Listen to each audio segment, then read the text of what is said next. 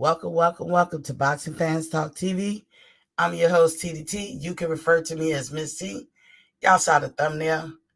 Why is folks really worrying about Deontay Wilder? I always say, follow the money. You will get every answer you need. But first, let's turn to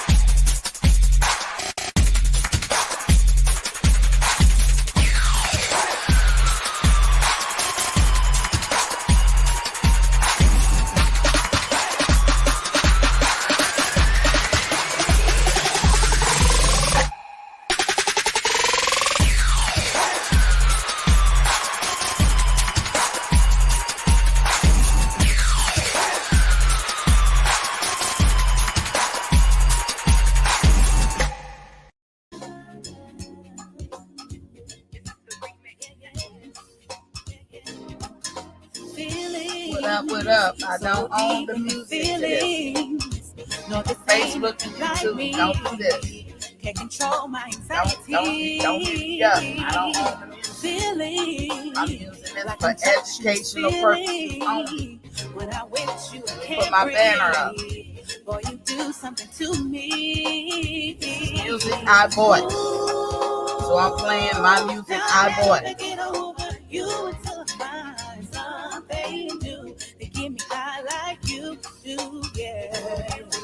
Ooh, just playing. Now I'll never get over you until I find a little bit. New to get me high like fair you use purposes only. Listen to my heartbeat, badu, boot up, a bitty badu, boot up, and then my heart go badu, boot up. Wait for folks to get up in here.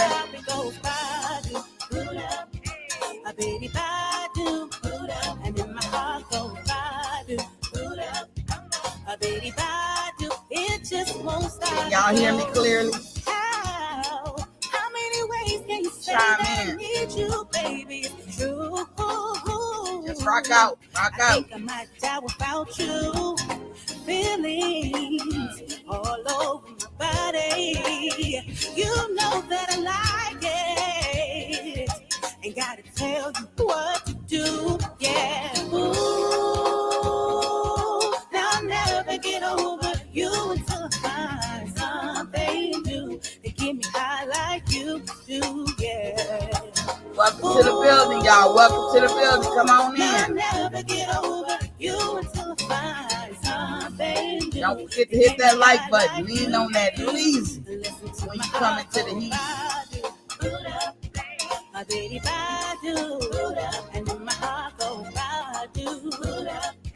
If you already subscribed, you don't have to do it again. You locked in. Hit that like button when you step into this square circle. Come on, hook the sister up. Now get my algorithms up. heels and love right in front of you. Ain't gotta look no more, baby. I wanna build this love and everything you want. You ain't gotta ask for. You got me boot up, boot up, boot up, boot up. Told you from the jump, I don't wanna choose you. You got me boot up, boot up, boot up, boot up. Pull me by the waist, baby, pull me closer. WJ, can you hear it? Now I'll never get over you until I find something new to get me high like you do, yeah. Ooh,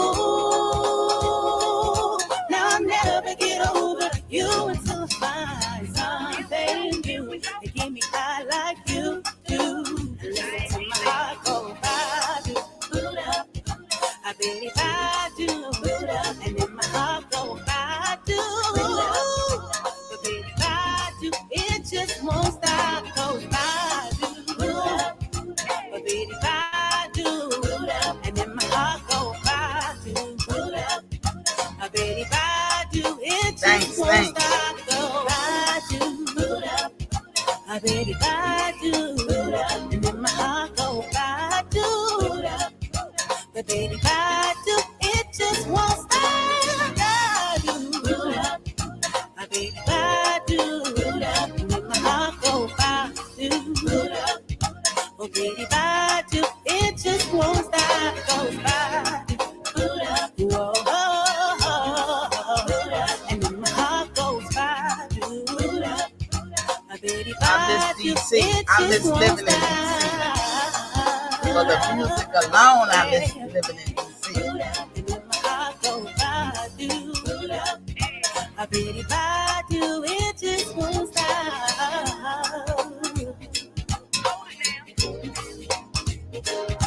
Y'all come on in, come on in.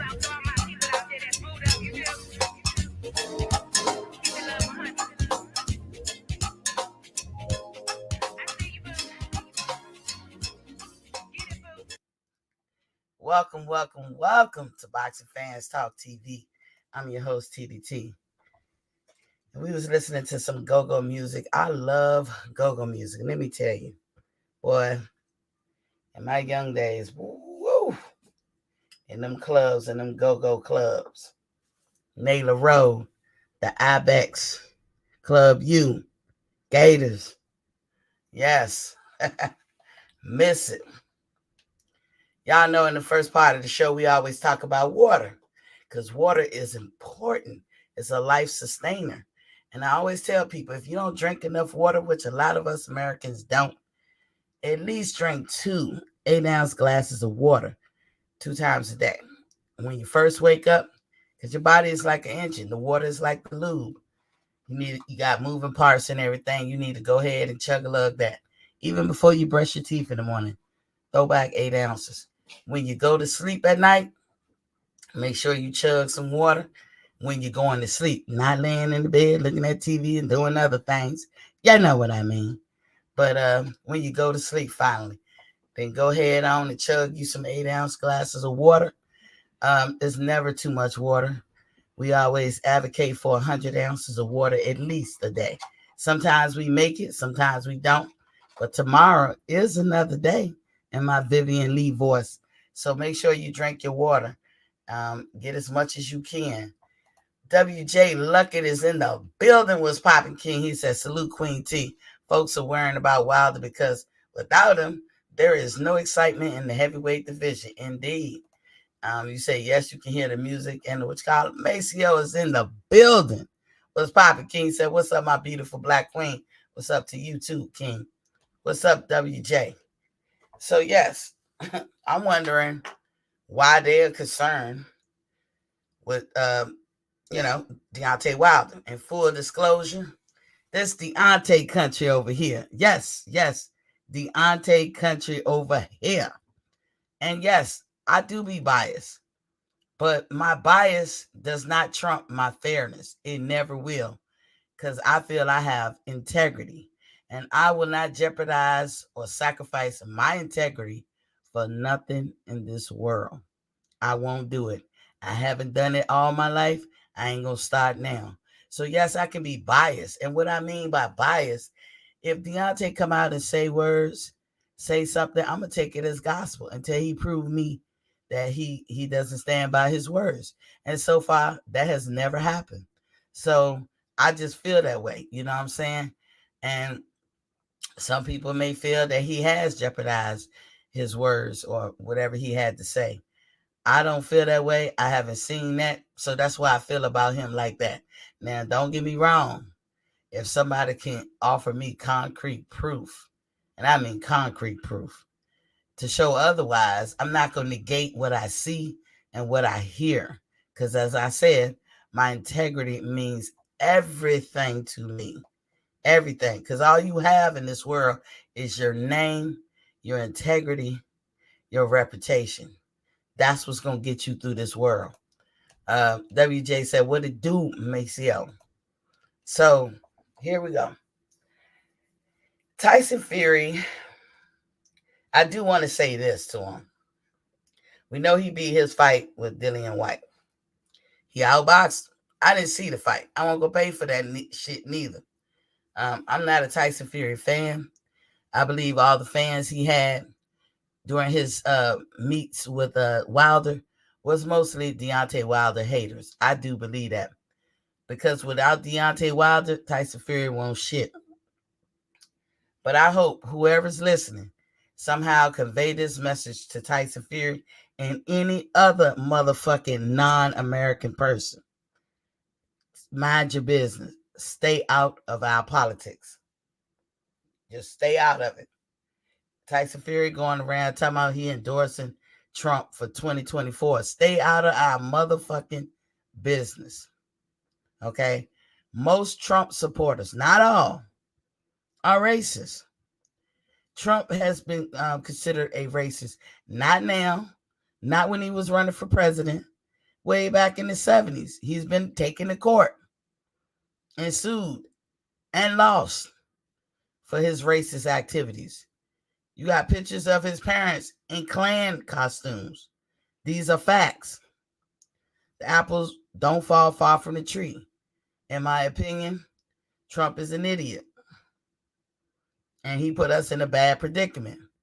Like right now, there's a lot of things like car shortages, gas prices high, even devices shortages. You want to buy a laptop, computer, you want to buy a regular desktop computer, you want to buy anything that requires a computer chip. Cars provide a computer chip. They need it. You want to buy any of these things, you're going to find it difficult or you're going to pay through the nose. Why? Because everything has a domino effect. China was the leading country in globalization, which the United States is a part of. I know a lot of people hear China, they think communist. But no, they globalize. They're capitalists. No matter what sect they try to claim, when you participate in globalization, you're a capitalist. So we're a capitalist country. So Trump started a tariff war during his presidency, and it's just now getting to us. But lo and behold, Biden is going to catch it. He's left holding the bag. Gas prices up, who they blame? Biden. When they should be blaming Trump. They warned him not to do this. And new presidents can't come and undo right away what previous presidents did. But that's just how the world works. People who don't know shit about politics, like for instance, you can ask a person, what kind of government do you live in? You can ask the average American, and they won't know. And if you don't know that answer, shut what they call the fuck up. Because you be putting out bad juju to people who listening to you. If you do know and you don't explain it thoroughly, then you are misleading the public. And somebody got to ask you, what is the point? What is really your agenda for doing so? So basically, all I want is for Trump to get the message, stay out of United States politics. You are not an American. You belong to the UK. Worry about your own goddamn country. Don't come over here with that shit. We don't want to hear it. It's not fair. And this is how you have corrupt governments, when you allow people who are not a part of your country to intervene or intercede in your politics. WJ said, what it do, Maceo Golden? I'm not going to lean on the politics too long, but I had to get that out because to me, that's relevant news. WJ said, Fury, a damn fool just like Trump. Of course he going to support him. Yeah, he likes controversy because he know that there's a lot of people out there who are racist, secretly racist, or just found out they racist. Some people walk through life and think they ain't racist until situations happen. And then you see it, you be like, oh, you was a racist all along. But like I said, if you don't even know what government you live in, you don't even know how to describe how your government works, shut up.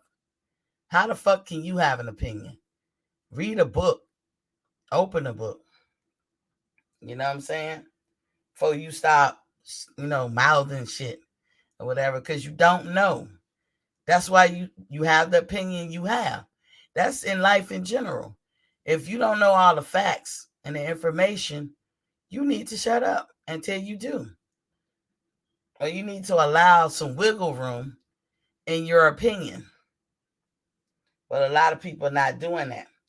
Like I said, the reason why we got high gas prices is the tariff wars. We can't import steel. Trump thought he was hurting these folks, but he was hurting Americans. Joe Biden can't turn that shit off on a dime. We got to go through that shit. That's why you don't elect an idiot. But we're going to suffer from the hands of Trump. And some of these folks going to be like, vote him back in. And you're going to pay for that shit. We do not need another 4 years of that.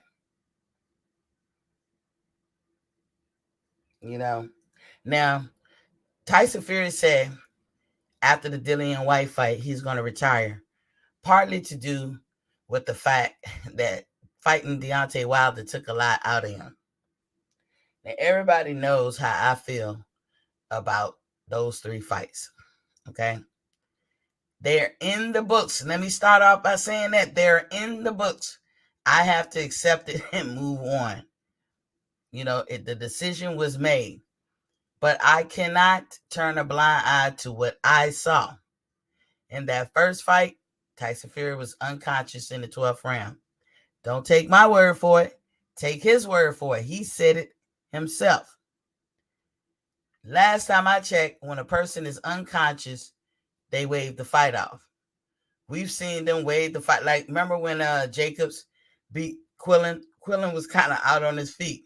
Harvey Dock looked into his eyes and determined that, no, this dude ain't conscious enough to go back in there. And he waved it off. So you get waves off like that. If you notice in the trilogy fight, when Deontay got knocked down, the ref determined he was out. And he waved it off immediately. But another way to lose a fight is to not beat the count. Now, everybody want to scrutinize what the count mean. Is it 10 seconds or just counting to 10? Motherfucker, if you counting to something, it's seconds. It's a unit of time, a measurement of time. And time goes 1, 2, 3, until it gets to a minute. Then minute by minute until it gets to an hour, several hours, a day, 2 days, 3 days, a week, a month. That's how you measure time. So anybody who try to rebrand that or try to re-say that, y'all just lying through your teeth. You know what I'm saying? We got to accept reality for what it is. Now, I was at that third fight. So I told you how I feel about the first fight. Y'all pretty much probably know how I feel about the second, but I'm not going to get into that. Because that's like my opinion against others. But I know what I saw, and I feel the way I feel. But nevertheless, I digress.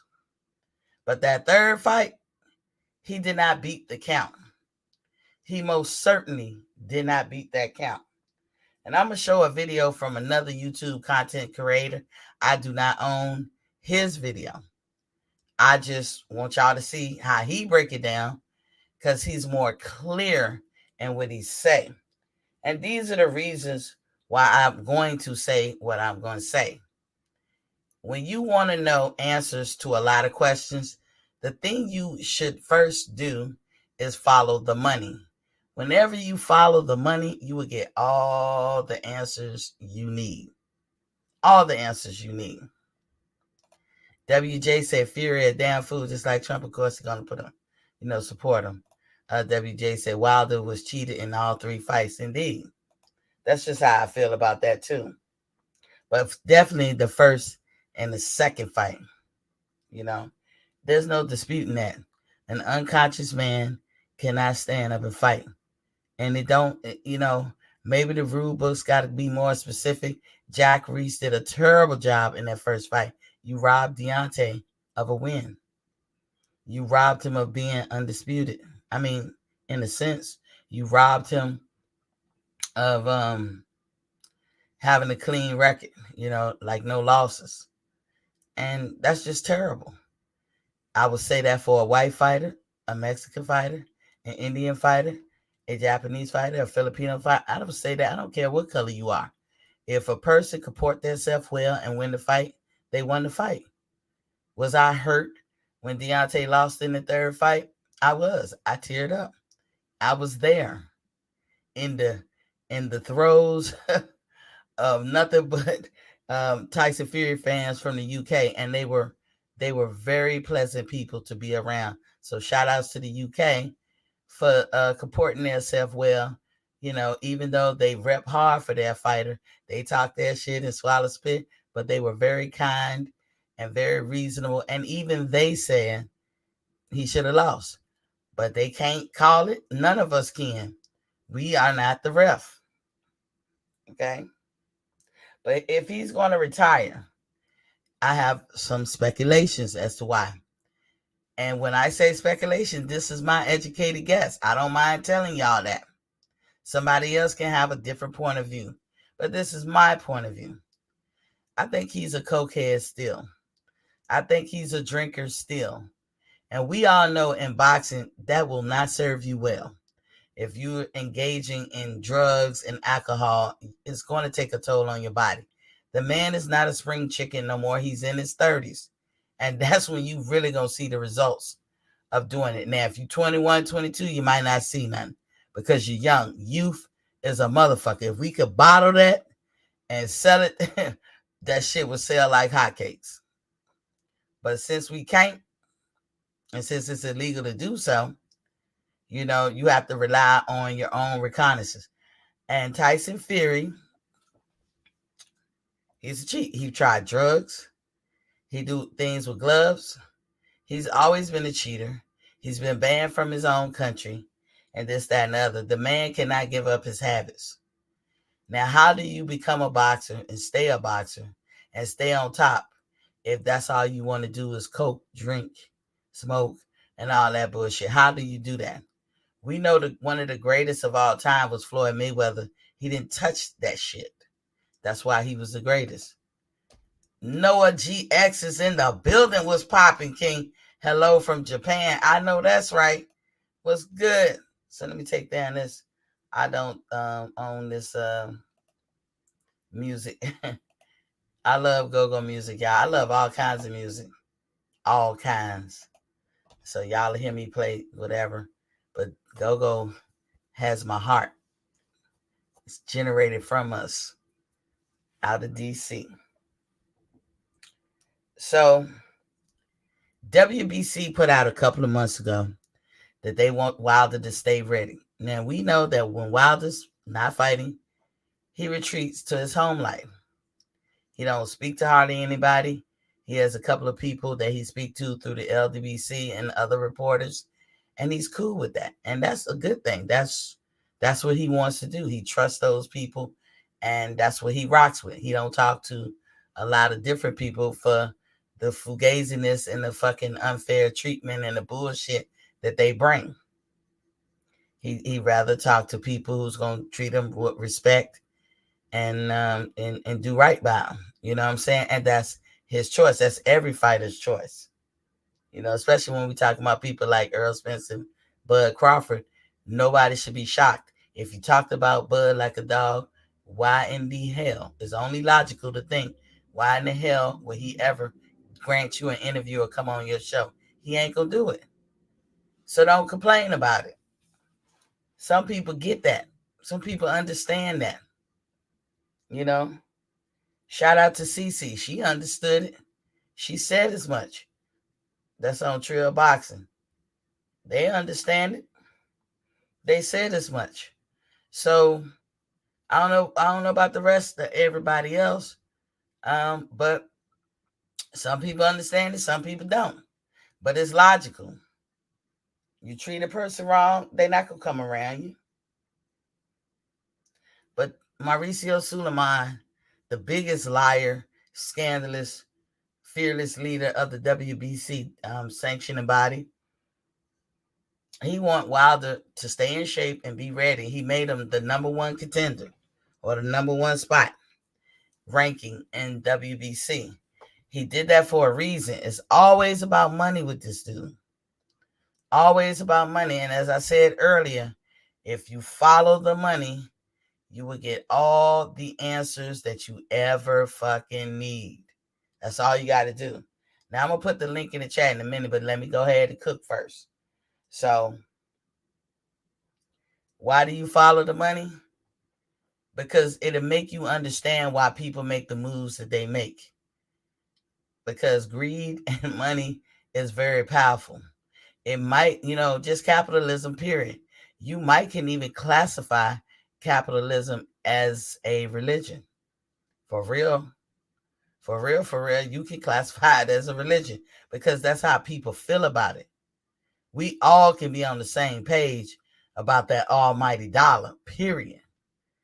PGH Big Dog is in the building, was Poppin' King. He says, salute Queen T, salute to you too, King. So that's why we follow the money. You wasting your time trying to follow somebody's morals because morals is subjective. Somebody can say they have morals, but their morals don't line up with you. To me, it's better to say integrity because integrity is across the board. But morals can be different from person to person that you talk to. PGA say, yes, King Wilder is coming back. If he do, I'm there. If he don't, I'm there. This man comports himself like a real king to me, like a man. I'm fascinated with his story, how he entered into boxing. This is why I'm a big fan of his. He entered into it for admirable reasons. And God blessed him abundantly to be so young and have the wherewithal to feel that way about his child when we live in a country where it's evidently clear, and I'm not saying it's an absolute, where there's more fathers who really seem like they don't care about their children. And he was young, caring that much about his special needs child to want to make sure she have everything and every advantage possible, that he put himself on a trajectory that ain't even promised to people who start at such a young age as 7 or 8.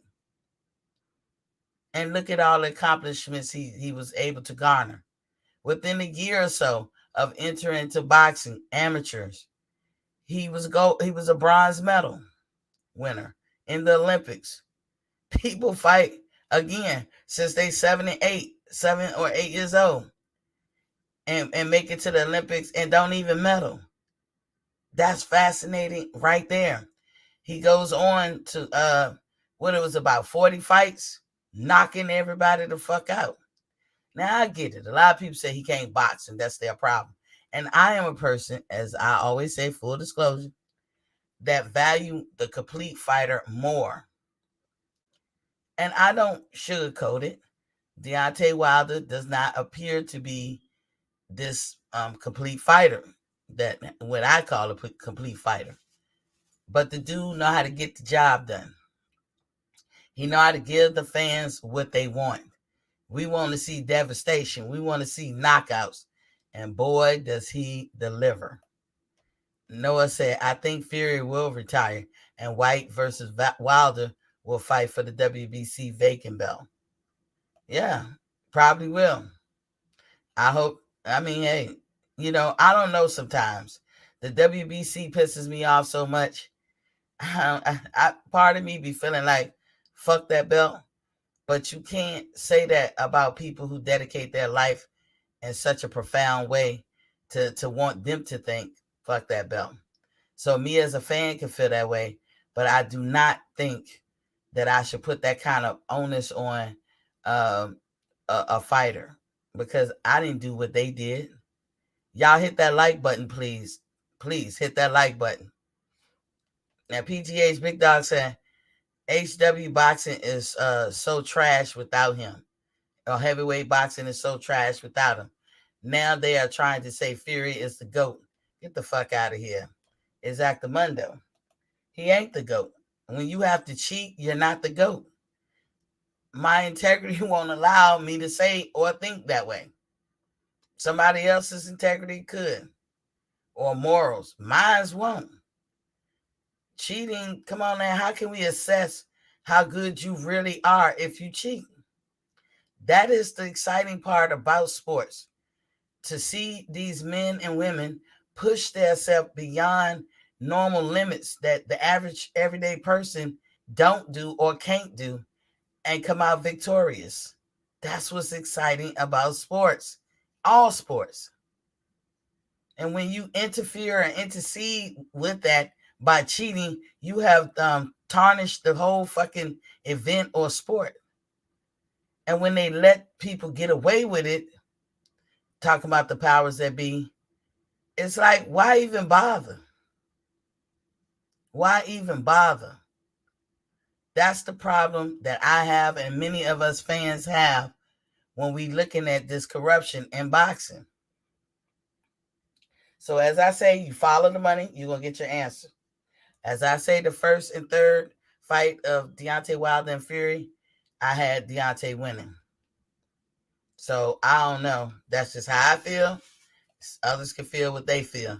WJ Lucky said at PGH Big Dog facts. Sir Ampo is in the building. What's popping, King? Says salute Miss T and the chat. As y'all come on in, hit that like button. And if y'all watch me on the replay, leave some comments.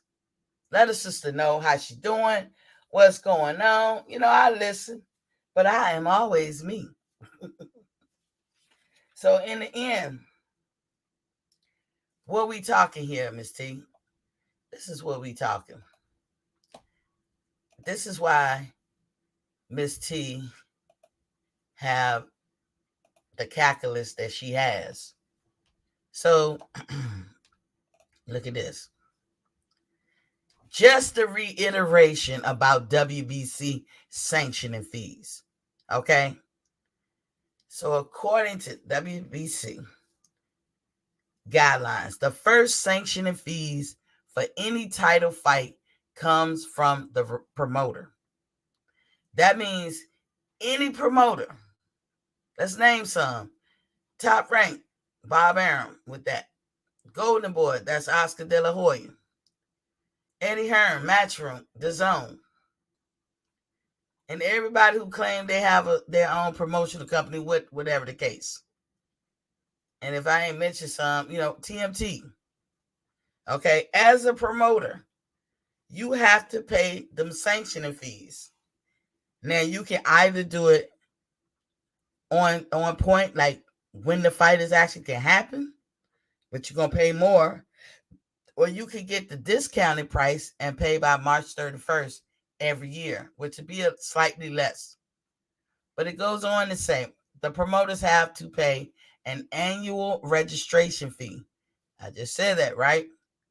Which is in the range of $7,000. So if you ever want to get into the promotional business, y'all think about that when people say they got their promotional company. So they got to pay that money. You think they really want to do that? That shit adds up. Because that's where it starts. That's the minimum. And if you go any lower than that, then you're paying, like if you pay before March 31st, I believe is the date, then you might pay a little bit less than $7,000. But let's give an example, because most of y'all favorite fighter. I'm not picking on Earl when I say this. I'm just giving it as an example. Earl said he has Man Down Promotions. So he's a promotional company, right? I submit to you that he doesn't put up money for his own fights. But as a promotional company, Earl Spence, every time he fights, got to pay $7,000. Now, this is the WBC's price. Other sanctioning bodies probably have the same price or something close to it. But this is what you got to pay. Now, if Earl wants to pay and get the discount, every year, March 31st, he's shelling out $3,000 or $4,000, something like that, to Mauricio Suleiman, to IBF, and what's the other belt he has? The WBA now. He's shelling out some money to them yearly. But the deadline is March 31st. So Earl Spence just won his belt April 16th, right? So clearly he didn't make the deadline. So if he fights again, he's paying $7,000 at a minimum. But Earl Spence, as y'all say, the big fish, he makes a lot more money, because it does matter how much money you make.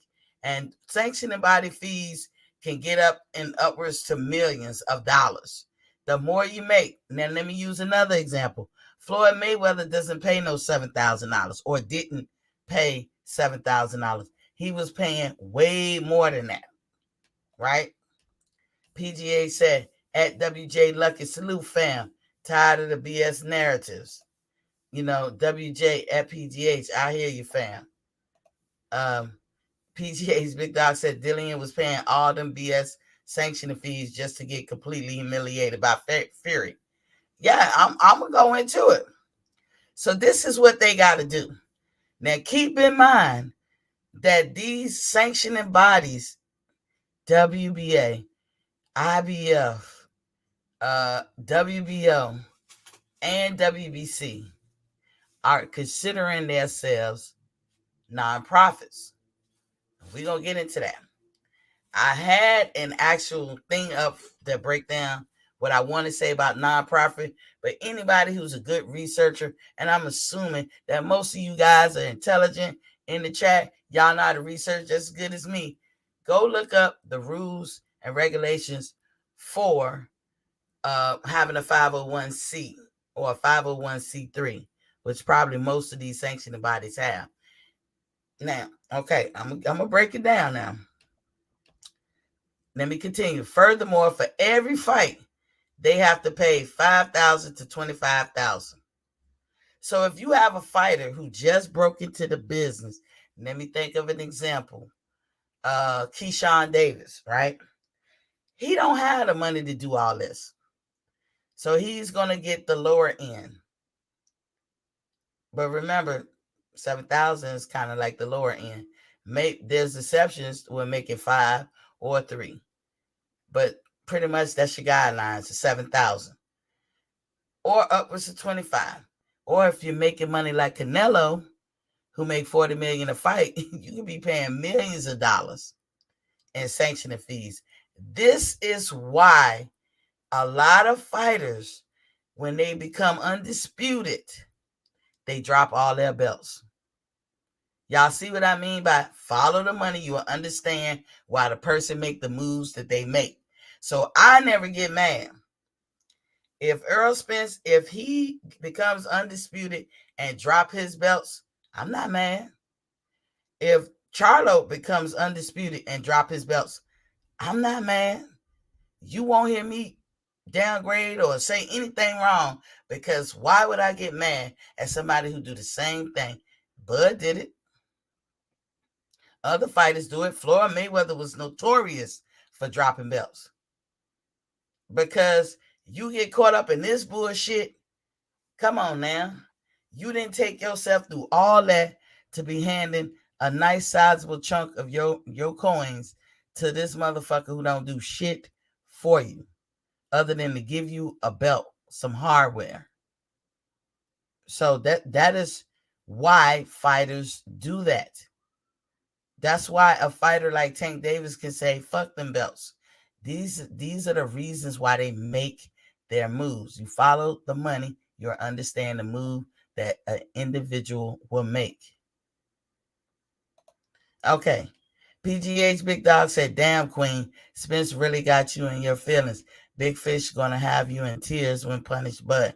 Just send Bud all your videos while he recovers from Spence beating. See, PGH, I gotta ask you, King. You gotta explain if you saying what you saying, how is that negating what I'm saying? Spence is a very popular fighter. Spence said he has man down promotion. I could have picked another fighter who says that they have a promotional company. But I, across the board, say that most of these guys who say they have promotional companies and they're their own boss, they're not. That's not me and my feelings. I use his name because most of you guys know him. That's all I'm saying. And I just said something that is not hating on Spence. I just said if Spence become undisputed, that means he would have had to fight Bud and won. I will not be upset if he dropped his belts and never defended. I just said that. So you got to explain to me, sir, how is that hating or being in my feelings? I just think Bud is better. That's it. I don't hate Spence. I just think Bud is better. And I call Spence on his stuff because of my integrity and because I believe in accountability. That's all. So, again, I use him as an example because most of you guys watching know him. And I'm telling you how he get caught up in this bullshit as well as all other fighters. This is why they do what they do. So do we be mad at these fighters for not wanting to engage in this bullshit right here? Now, sanctioning bodies call themselves a nonprofit. Why have a nonprofit? I'm going to say this, and you guys can research it yourself. I've made a video breaking down all of this a while back. It was about the WBC and sanctioning fees. So look, a nonprofit, a lot of entities have nonprofits. I'm going to use churches because we all know churches, right? Well, what does a church do for the people? They offer counseling. They offer food. They offer clothing. They offer safe haven for folks. They do a service to the public. They alleviate the burden from the government. Because if you think about the government, they have all of these different services in place to do the same thing as a church would do.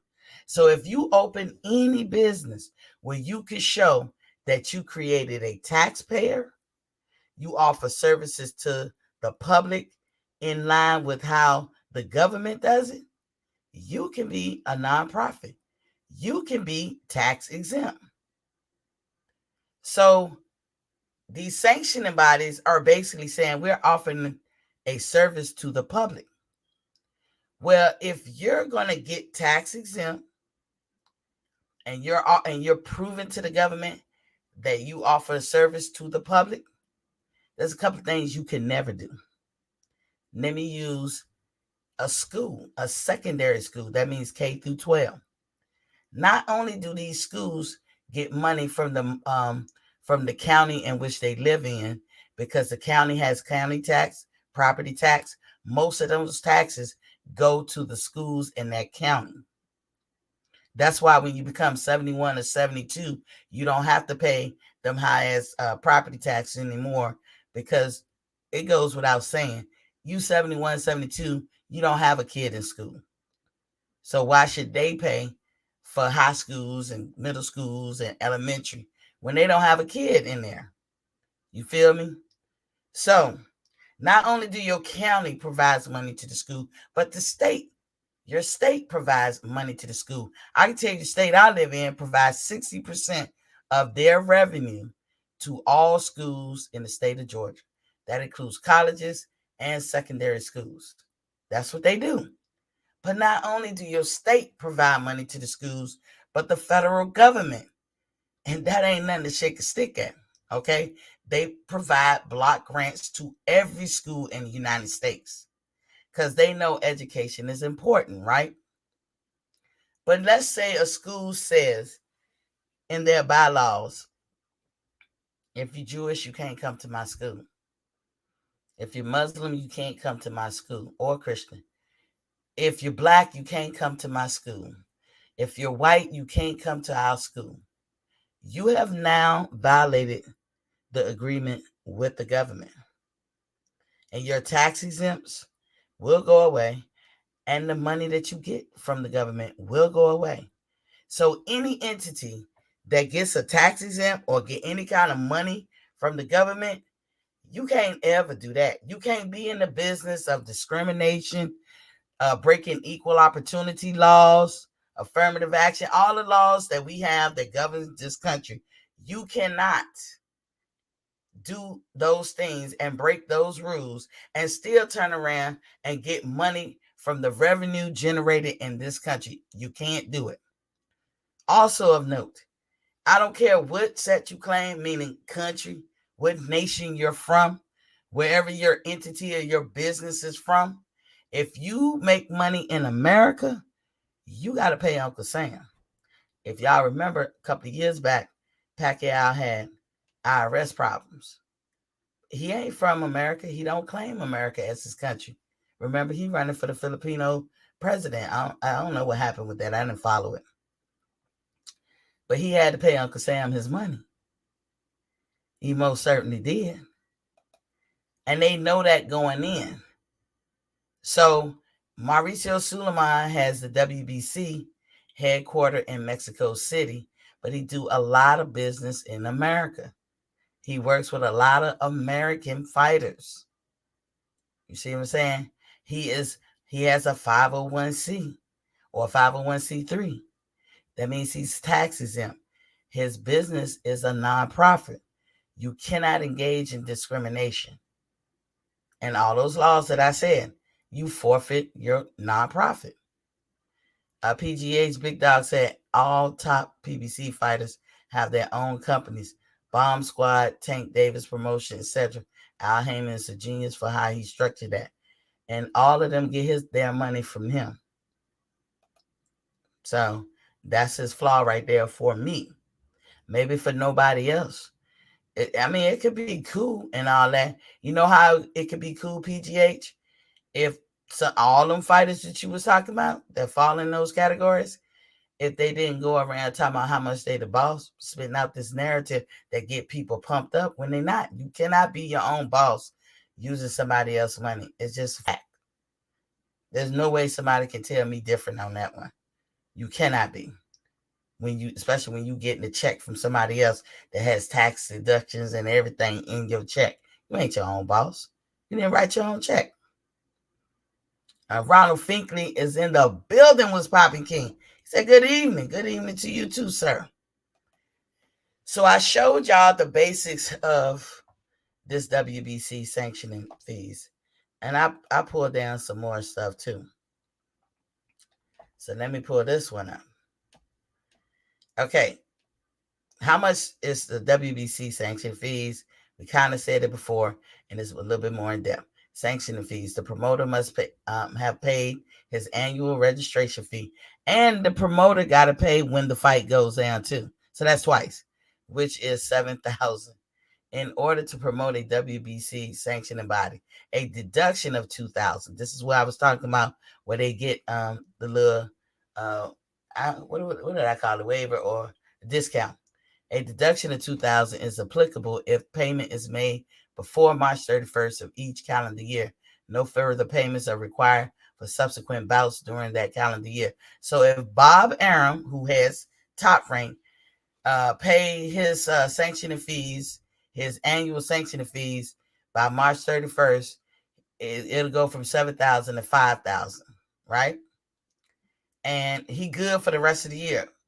Probably for all his fighters. I couldn't find nothing to specify that, but I'm just assuming probably for all his fighters. Or maybe he has to do it for each fighter that's in line to get a WBC or has a WBC belt. That's a lot of money, y'all. When you start adding it up, if Bob Arum have, which WBO sanctioning body is Bob's, and I'm gonna tell y'all, I can see why he picks that. If Bob Arum has in his stable 100 fighters, and 50 of them are either in line to face a WBC champion or for a vacant belt, or they have the belt themselves, Bob, I didn't see nothing to specify. We could assume either way. I'll let y'all decide that if he paid the sanctioning fees by March 31st, then he only paying $5,000 for the duration of the year. Or do he have to do that for each person? And if it's 50 people trying, that fall in the category, that's 50 times 7,000 or 5,000, the discounted price. You see how that money adds up? So Ronald Finkley said, what they companies doing selling shirts? Yeah, that's another rule. You can't be in that kind of business either. But a lot of companies are doing that. And Ronald Finkley said LLC, I guess if they're getting the taxes in, they can't do it. Ronald Finkley said limited liability companies, they just looking to be separated from responsibilities. Yeah, but these sanctioning bodies are claiming nonprofit organizations, and there's rules to being that. And I think it's the sole purpose of not having to pay Uncle Sam his tax dollars. So let me move up. This is just a small reiteration of a video that I did before, and it has relevance to what I'm talking about. So how much do boxing pay in sanctioning fees? So world titles are $3,000, continental titles are $2,000, and international titles are $1,500. We don't need to go more into that in depth on that one. And let me see. So that's the basics, right? I ain't gonna go in depth, but I'm basically explaining to you guys that these fighters and these promoters have to pay out money to Mauricio Sulaiman, to the CEO or president of IBF, WBO, and WBC. And I can tell y'all right now, WBO is different. They don't require promoters to pay sanctioning fees. Can't y'all now see why Bob Arum prefers WBO? Why he lines his ship up with the WBO? Don't that make sense now? Because we can all say the WBC is a Mexican belt. The WBA is a Latino belt or to the highest bidder. The WBO is Bob Arum's belt. He wants all his fighters to go for that. Why? He don't pay no promoter fees. Follow the money. You'll get the answer you was looking for. You'll get the understanding. If you don't get answers, you'll get the understanding of why people make the moves that they make. No wonder Bob loves the WBO. He don't have to pay promoter fees. Why would he go to a place where he's constantly paying promoter fees? He cannot delegate that responsibility to his fighters either. That's his responsibility and his alone. That's the perks, the pros and cons of being a promoter. But he picked a good one, didn't he? Because he don't have to pay those fees. So, okay. Now that we reiterated that, let me go to this. I apologize if y'all hear these sirens. I know somebody might be hurt. Okay. Let me go up a little. All right. So, sanctioning fees, $200K for what exactly? What are we giving these people money for? Most sanctioning fees for world title belts, WBC, WBO, WBA, and IBF are typically $200,000, in which equates to tens of millions a year. A sanctioning body is not the promoter who pays the fighter, pays for travel, medical. They saying they're not these people. Mauricio Sulaiman does not pay none of this shit. Some of the time, promotions, venues, etc. They don't pay nothing. They don't do nothing. They just take money. Nor is the sanctioning body paying commissioners or anyone else actually involved in the fight itself. But they sure like to intercede and shit, don't it? You know what I'm saying? Outside of his own organization, they simply provide a trinket, the hardware, and perceived prestige. Hey, you're the WBC champion. But where is that money going, and why does no one ever question it? This money doesn't go into the fighter's pension. They don't even create like a medical pension for fight, because all fighters don't make all that money and keep it. We have seen that. Mike Tyson, mostly all them fighters, Joe Louis, Sugar Ray Robinson. It's a like a chronic problem, but it can happen in all sports.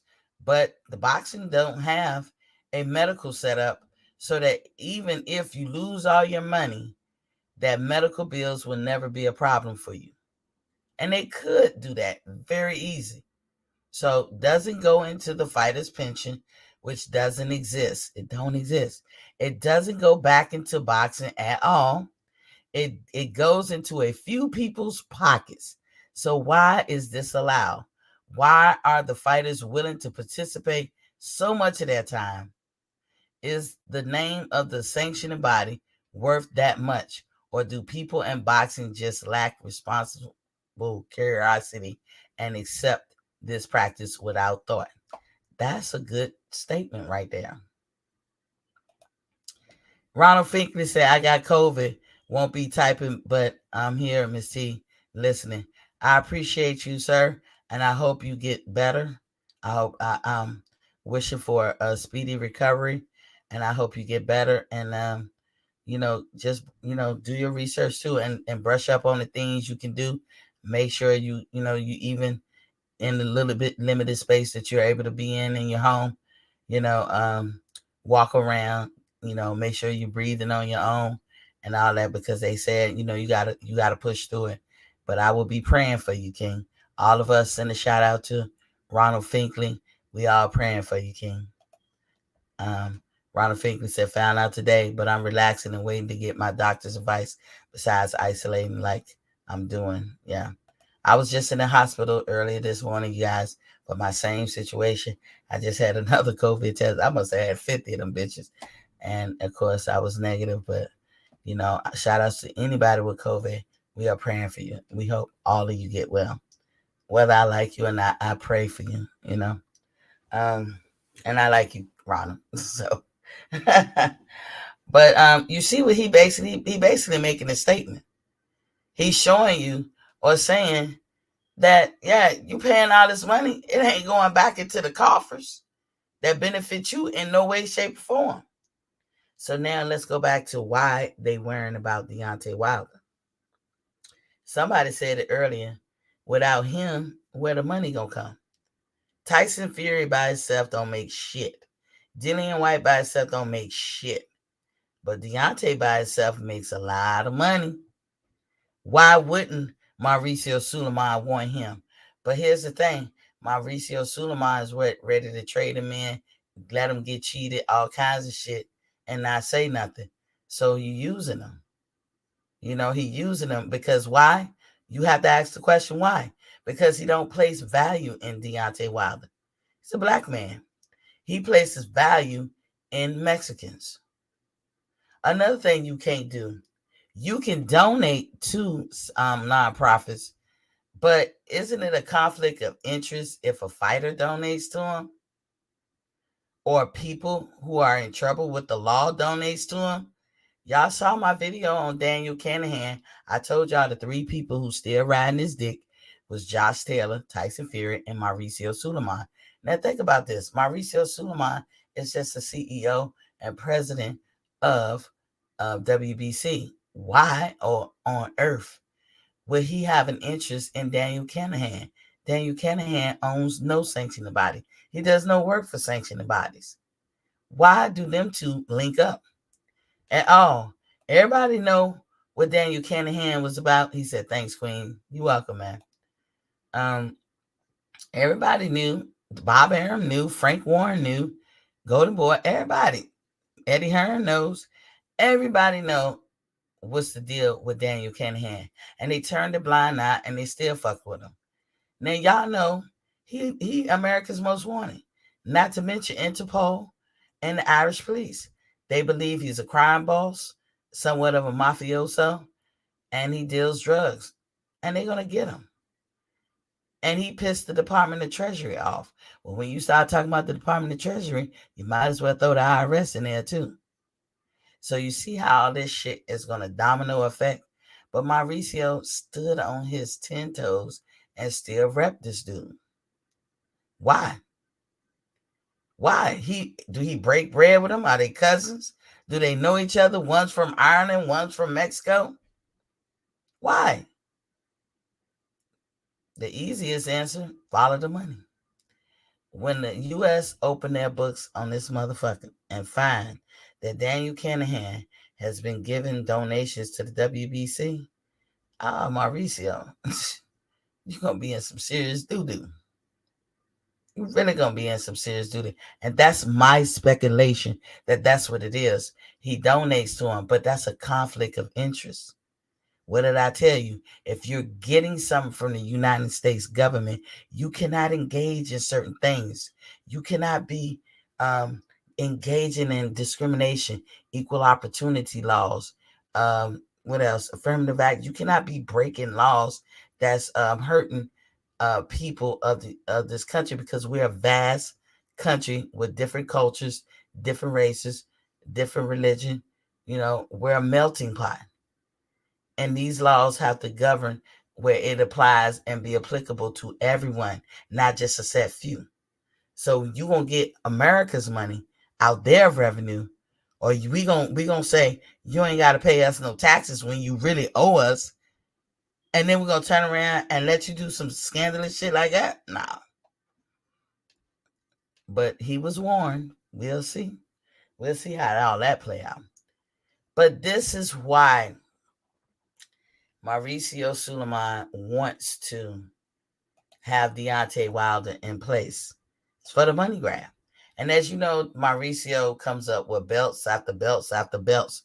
And y'all just saw a little small breakdown of how he makes his money. All them different sanctioning body belts he has, they all follow under that money fee, that fee that's owed to him. That dude making hand over fist. He making money hand over fist. And it seemed like instead of being a nonprofit, you cannot be a nonprofit trying to make profit. It doesn't work like that. But I can't tell when I look at the WBC structure that that's not what they're doing.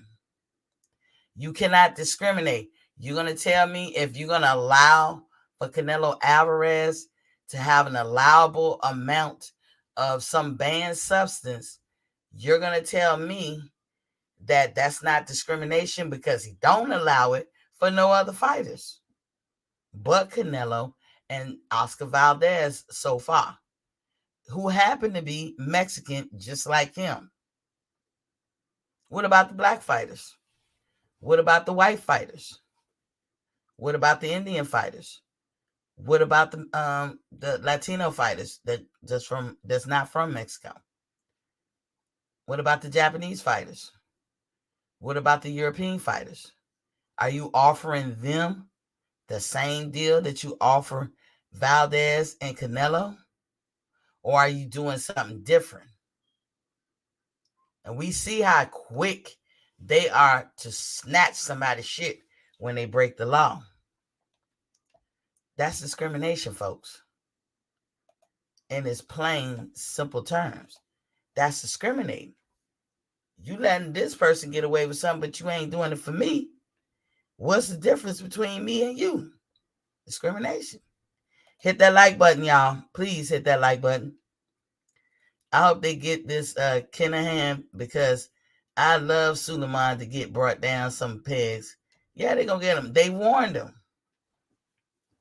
They've already warned him. And he's not listening.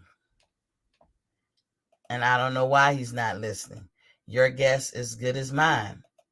But once the Department of Treasury sick their dogs on you, and the DEA, like it's a collective effort, and even was the Homeland Security, man, come on now, they gonna get you. That's one thing you gotta know. And even hold on, they gonna get you. You know what I'm saying? So you gotta be cognitive of that. You understand? And so when you say Deontay Wilder, when I ask the question why folks worrying about him, Mauricio see dollar signs. But the agenda was to bring him down a peg or two. As they say, make this nigga humble. And now that they have accomplished that goal, and any white man would do. Or it could have been if they had a Mexican, but since they ain't have that, I guess it had to go to the white man. And once they accomplish that, then they good. They're happy. Because they can always say, Tyson Fury beat Wilder. They can always say that, right? So that was the whole plan. Now you want to bring them back and use them. Now, I don't know how Deontay Wilder feel about this. I don't know what his decision is going to be in concerns with these belts or whatever. But I can tell you, I too believe that Deontay can fight anybody and make money. He don't have to fight for them belts. I believe he could do that. He's going to bring in money because he does what we as fight fans want to see. He knocks motherfuckers out. And as long as he does that and put on a great show, people going to pay to see him. And why people going to give, because I always say if you're not into it for the belts and you're not trying to be unified or undisputed, like go to the Super Bowl of boxing, why I need to follow you, why I need to line your pockets. Well, I got two reasons why I can overlook that rule that I place on myself. And that's because he won the first fight and he won the third fight. That's just how I see it. And if don't nobody see it like that, I don't know what to tell you. You can't be unconscious and get a second reprieve and come up with a draw. You're supposed to have been counted out. But that didn't happen, did it? They got a draw. You can't not beat the count, get up after 17 seconds or something like that, and win a fight. Or even 15 seconds, whoever want to call it that. It was over 10. And say you won the fight because you got another chance. At that point, if you're a fighter, I'd be like, I can't win for losing. They're not going to let me win. It's reminiscent of Jack Johnson having to fight 22 motherfucking rounds because the dude couldn't beat him. And then, of course, they cut the camera off because they can't have that memorialized. You see what I'm saying? It's akin to that. Tay is in the building with Poppy King. He said Wilder didn't win the third fight, but I do think he won the first and was cheated in the second. He won the third. I'm going to show you a video. Tay said that's the ref's fault. Yes, that third fight wasn't Tyson Fury. I never put the blame on him on that one. Tyson Fury cheated in the first and second fight. The ref is the one that cost Deontay in the end of the day. Tyson Fury can't do what he can't do. The refs and the judges, just like they tried with Floyd and Canelo. Floyd washed him, beat him easy, and they gave Floyd a majority decision. Majority my ass. T. Berry is in the building with Poppy King. He said, I scored the first fight the other day, 116 to 110. How the fuck was that fight was a draw? I don't know. He said, hey, Miss T. Hey, King. Tay said maybe Tyson would have gotten up early. I don't know. Don't matter if he would have, could have, should have, Tay. If he didn't beat the 10 count, he should have been counted out. I've seen it. And don't show it again. Tay, I run this. Tay, it was 15 seconds. Maybe Tyson would have gotten up early. He didn't look out of it. It don't matter, Tay. The count is 10. Now, is it 10 for everybody else but the black man? Is it 10 for everybody else? Let me be more specific. Except for Deontay Wilder. you wouldn't be mad if they tell you the rule is if you don't make the 10 count, you're out of there. And every time you force somebody, they didn't make the 10 count, but they let them keep going. Wouldn't you be mad? Wouldn't you look at it like, God damn, what I got to do to win? Wilder lost the first fight because Ronald Finkley said Wilder lost the first fight because I was his fan. But if you wasn't stressed out knowing he was down on the cards and thankful he even got a draw. Listen, if you knock somebody unconscious, shouldn't that fight be waved off? If you unconscious, now don't take my word for it. Tyson Fury actually said it too. I was unconscious. I saw it. Everybody saw it. Tyson Fury knows it. Ray Charles could have seen it. If you're unconscious, you lost the fight. They should have waved it off. But Jack Reese didn't. Now you got to ask Jack Reese why you didn't. I've seen Jack Reese ref other fights. He waved shit off for less reasons than that. Tay said, yes, it does. No count is over exactly at 10. Dude, you count to 10. If you don't make it, if you still on the deck after 10, you lost. Tay, what is you talking about?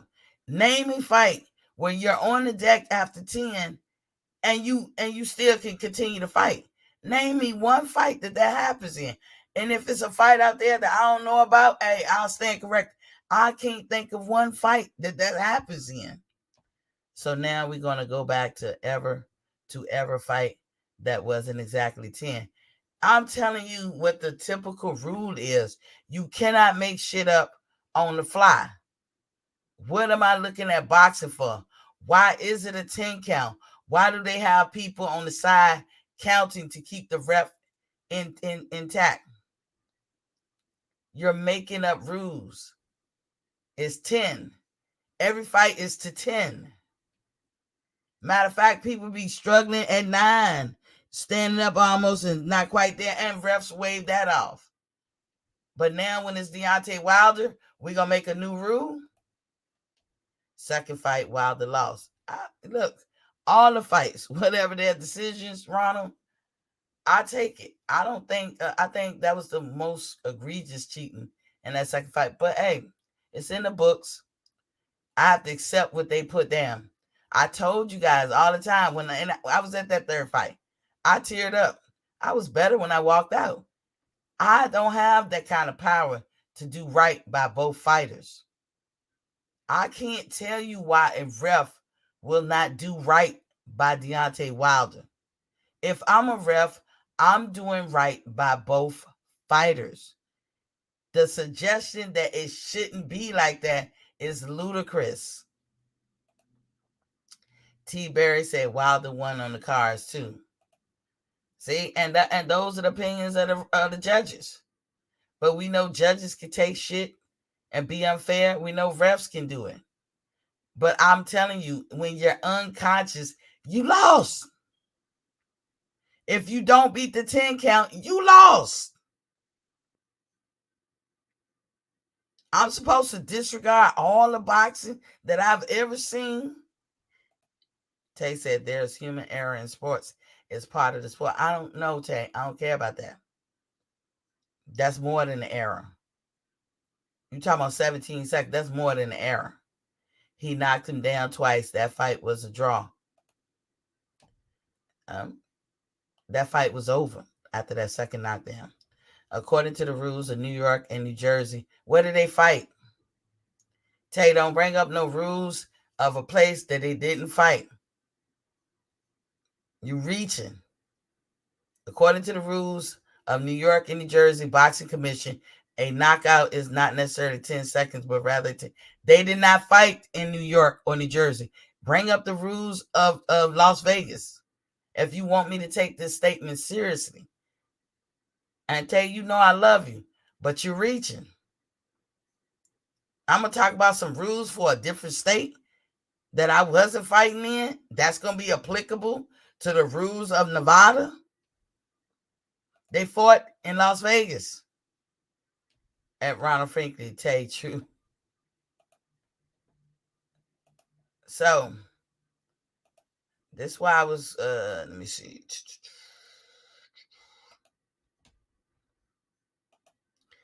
It's not my that video. Tyson I'm Fury did using not this beat for the 10-second education. count. He wasn't even Educational close. purposes Russell only. Mora was 7 seconds behind. Forget about 1 or 2 seconds. He was 7 seconds behind, giving This is not Tyson my Fury video. double the time in order to get up and gather himself. As you all see on the screen, the proof is in the pudding. They have Russell Mora doing grandma pudding. We all know Tyson Fury was badly hurt in the 4th round, as he was dropped twice by Deontay Wilder right hand. Now, the second knockdown was supposed to be ruled a knockout instead due to the fact that Tyson Fury failed to beat the 10-second count. As you all see above, Tyson Fury got dropped at the 18-second mark and hit the canvas at the 17-second mark, where you can see his forearm at the canvas. Then 11 seconds later, at the 6-second mark, Tyson Fury was still on the canvas, which by that point, the fight should have been waved off. Come to find out, the referee was still on the count of 4. Russell Mora was 7 seconds behind. Not 1, not 2, 7 seconds behind. A lot of you guys on my previous video tried to justify this by claiming a 10 count is not a 10-second count. Apparently, according to you guys, it's a 10 count of a different dimension time zone, a different universe where Goku is at or something. Even if you want to say it's a 10 count by the referee of his own dimensional time zone, in which he did a slow count to his own preference, that still doesn't explain how Russell Mora was 7 seconds behind. Again, we're not talking about 1 or 2 seconds. And to kill the whole notion of it's a 10 count of no time zone, the dead zone, where there is no time limit, but infinite space to change and bend the rules how they prefer. See, the problem with the 10 count no time zone rule is the fact that that still doesn't justify the situation, since the referee stopped counting. The reason why the referee was so behind on time, it wasn't because of his slow count. It was because he stopped counting when he noticed Tyson Fury was hurt and most likely not going to beat the normal count. That's when he stopped counting out of nowhere, instead of waving the fight in order to tell Deontay Wilder to go to his corner. Now, that's all good and dandy, as long as the referee goes back and pick the count back up from the timekeepers, where their main job is to assist the referee to keep up with the count. However, Russell Mora stopped counting for like 7 seconds in order to tell Deontay Wilder to go to the corner. But then when he went back to Tyson Fury, he completely dismissed the 7 seconds that went by, and he picked the count back up where he left off, instead of where the timekeepers are at, giving Tyson Fury all of the time he needs in order to gather himself and get up. That's where the problem lies. And that's why the timekeepers are put there, in order to assess the referee to keep up with the count. But ironically, this is the second time the referee ignored the timekeepers to count at their own pace, at their own time zone, and pause whenever they like. I know Taylor wished he had one of them referees when he fought Chavez Sr., where he was comfortably winning the fight, and in the last minute of the 12th round, he got dropped. However, he managed to get up in 2 seconds, ready to continue. Out of nowhere, the referee stopped the count in order to ask Taylor, "Are you okay?" Even though he was up in 2 seconds. Now, Taylor couldn't hear the referee because the crowd was booming, screaming, and he just got knocked down. So the crowd was louder than the referee. Then some way, somehow, the referee waves the fight off, even though Taylor is already standing, not stumbling, with only 2 seconds left in the 12th round. Again, only 2 seconds left for the fight to be over, and the referee waved the fight.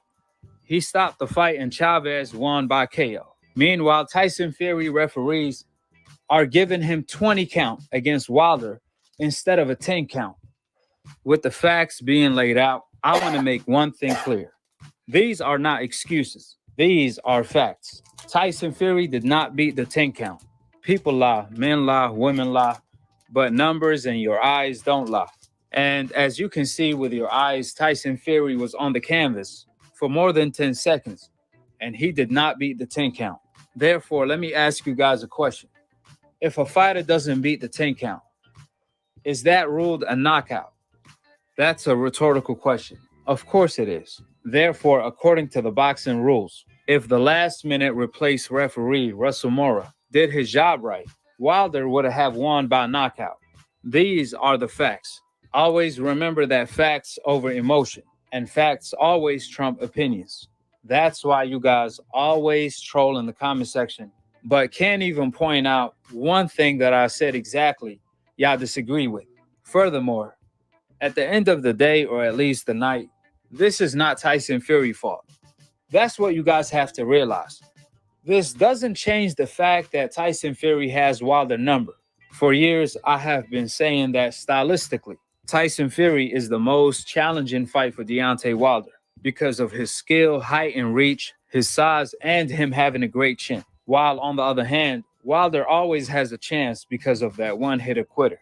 Nevertheless, even though Tyson Fury has Wilder's number, he does need extra numbers on the clock when he does get up. Majority of the time, Wilder put him down, and he sure got the complexion for the connection to get those numbers. However, even if anybody at the heavyweight division can get the connection to them same numbers, it wouldn't have mattered because Wilder would have put him to sleep anyway. Therefore, all credit to Tyson Fury for solving the Deontay Wilder puzzle. And last but not least, it's amazing to me that Americans are celebrating Deontay Wilder's loss more than the... So I'm going to leave it right there. So I felt like Aki, which I do not own his video. You guys can go subscribe to him if you want to. What I like about this guy is he pretty much be fair. And I'm saying that now, but I'm a woman of a particular age. I can change my mind at any time. But that's what I gained from him when I look at his little short videos and stuff, that he pretty much called it fair, you know, and I love fairness. So a lot of y'all say, Ronald said, after draw, did Wilder have a rematch clause first to second fight? That I don't know, Ronald. That's a good question, though. Tay said they went to negotiate a 2-fight deal after the first fight. Maybe. Ronald Fickley, so Wilder has to accept he asked for this high risk. He could have obtained his belt and moved on. You know what? All of these statements that y'all just said is true, but it don't negate what I just said too, and what that video showed you. We can say all the extra stuff, but you guys have to tell me how that negates what I just said. The reason I brought any of this up is because now they're worried about Wilder, because Tyson Fury is now saying he's done with it.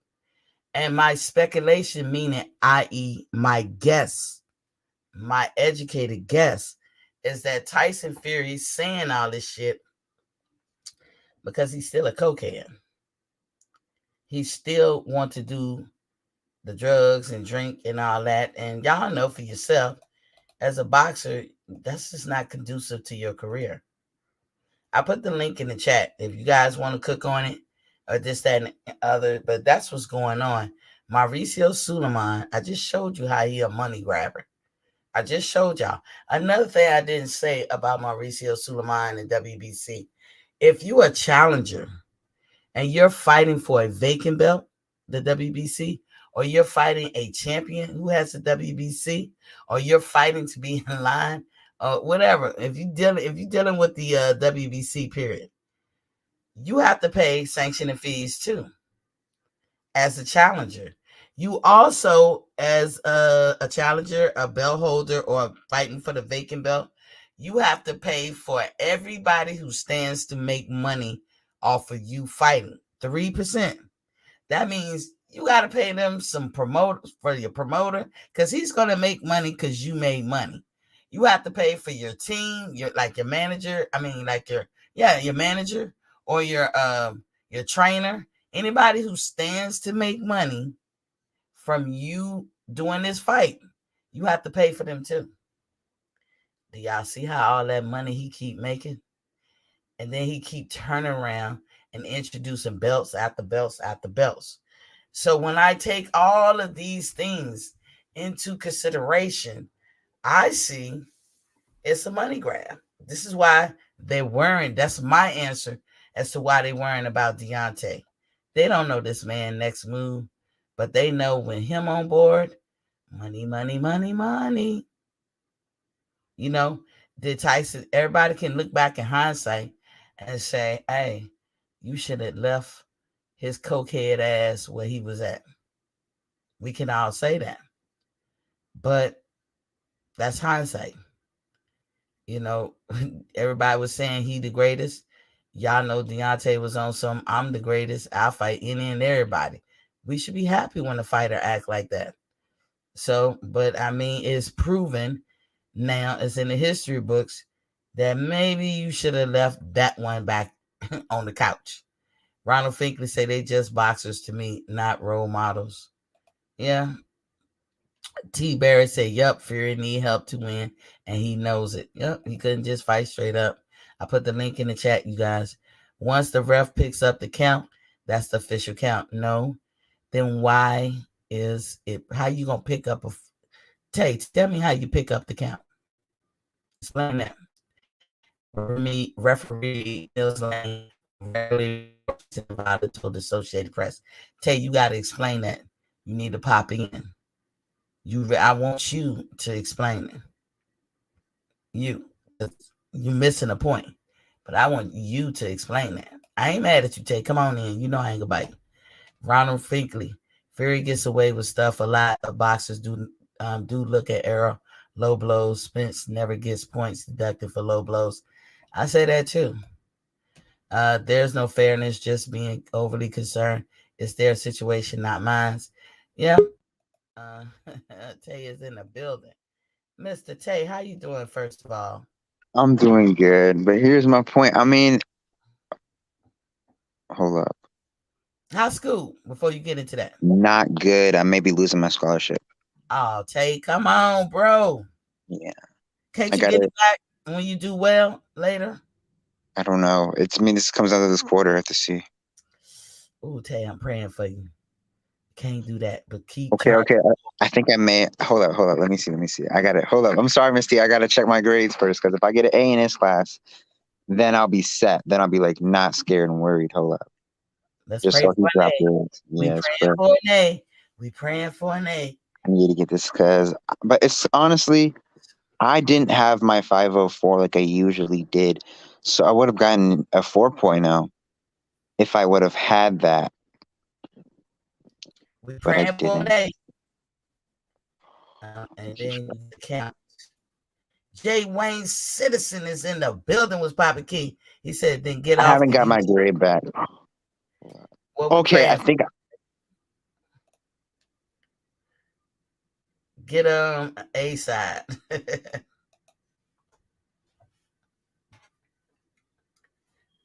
Yeah, hopefully y'all he gets this A.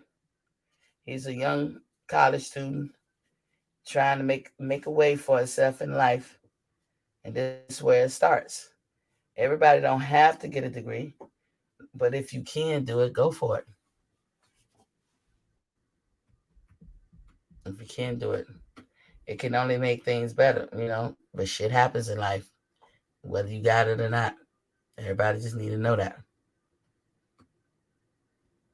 While we waiting on him, do you guys understand why they bothering him? This is my speculation.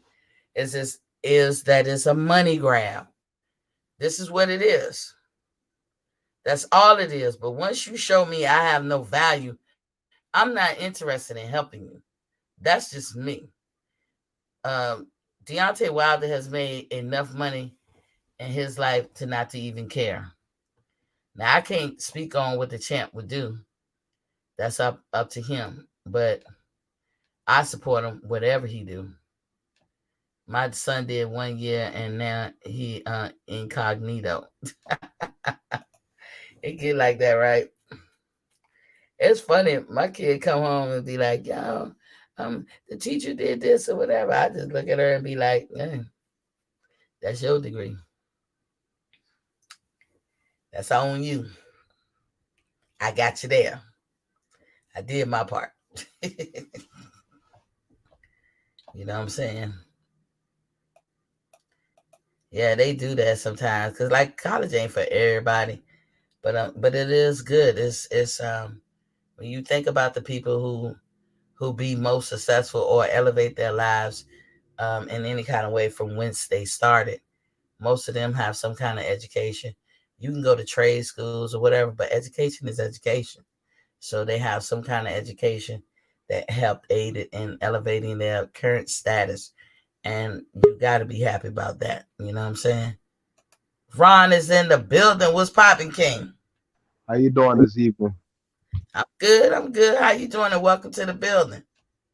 Oh, I think I'm feeling a little better today. I don't feel like I got a bigger body ache today, but yeah, I just found out today. But yeah, back to that Deontay Wilder smoke. I'm curious to know because I just followed Deontay Wilder so much that like after that first fight, the draw, I was wondering if he did have he didn't have to fight Fury again. I'm wondering because I don't think they even did rematch clauses back then. So I'm just wondering like he went to fight Fury again. Nobody asked him to fight Fury again. Well, it's kind of not true that they didn't have rematch clauses. They had them with other fighters. Whether them two had a rematch clause, that I don't know. And this is just an opinion. So this is in fact that I think he had a rematch clause or not. I'm not sure if it was, but I just know like I thought he didn't have to fight him again, but he wanted to fight him again. So I blame him all this on him. Like he didn't have to. I mean, Wilder's still a great boxer. Don't get me wrong, but he lost all three of the fights to me. The first fight I was in denial about because I felt like, but then when I look back at it, I was stressed out the whole fight. I was thinking he needed a knockdown just to be in the fight at the end. So to me, he lost all three fair and square. That's just my opinion. But the 10 count, yeah, we all thought the 10 count was a little long the first fight. But like, I mean, who are we to sit up there and tell these judges or that's just me. We could be mad, but like ain't nothing gonna change. They're gonna do what they're gonna do. You know what I mean? Like, well, that's true, but let me ask you this. I'm not on the 10 count thing first. My thing is if you're knocked unconscious. So is it your opinion that if you knocked unconscious, you're telling me that a ref shouldn't waive that fight off? 6 seconds, he said. He was out cold. Well, yeah, because I thought he was out too. I still had Tyson. Fuck, I missed it. God damn. I'm sorry. What you miss, buddy? The A. I got an 89 and need a 90. Hey, look, Tay, don't give up. Go argue. Find out the exact pointages of your 89. It's 89.12, but I'm going to ask him. There was a quiz that I did that I actually got like all of them right, but he says he couldn't read it or some shit, and I'm going to like hopefully get that changed because I need to get it A. Go ask him.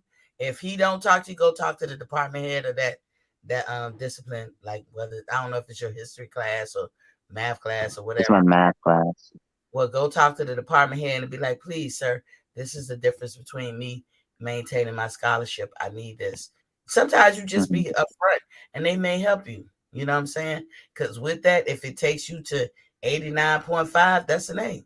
So, go do that unless they got a policy that says we stay with the exact numbers. But good luck to you. Don't ever give up because the answer is always no if you don't ask. And if you ask, it's a 50-50, right? Good question. Yeah, good point. Pray for you, buddy. Yeah, I pray for you. Don't give up. Do this before school closed, like yesterday. Yeah, Miss T. Yeah, Miss T. Did he want to continue with the topic or? Yeah, we continuing with it. I thought he won the first fight. I mean, first time I watched it, I scored Wilder winning. I watched it again, and the rounds were very hard to score. What we talking about the round state when the dude was unconscious?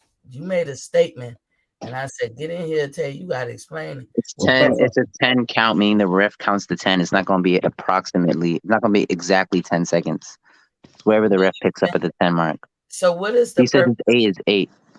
What is the purpose of the people that are put in place to count? That is to make sure that they keep the time so the ref can pick it up. I can send you the article. Yeah, I know the answer. I'm just asking you to state it. So when the third fight, when he came back and he didn't pick up the time, is that a problem? He should have picked up the time, but it's still what the ref said. I know. In the end of the day, it's in the books. Let me be clear with you guys. At the end of the day, it's in the books. It is what it is.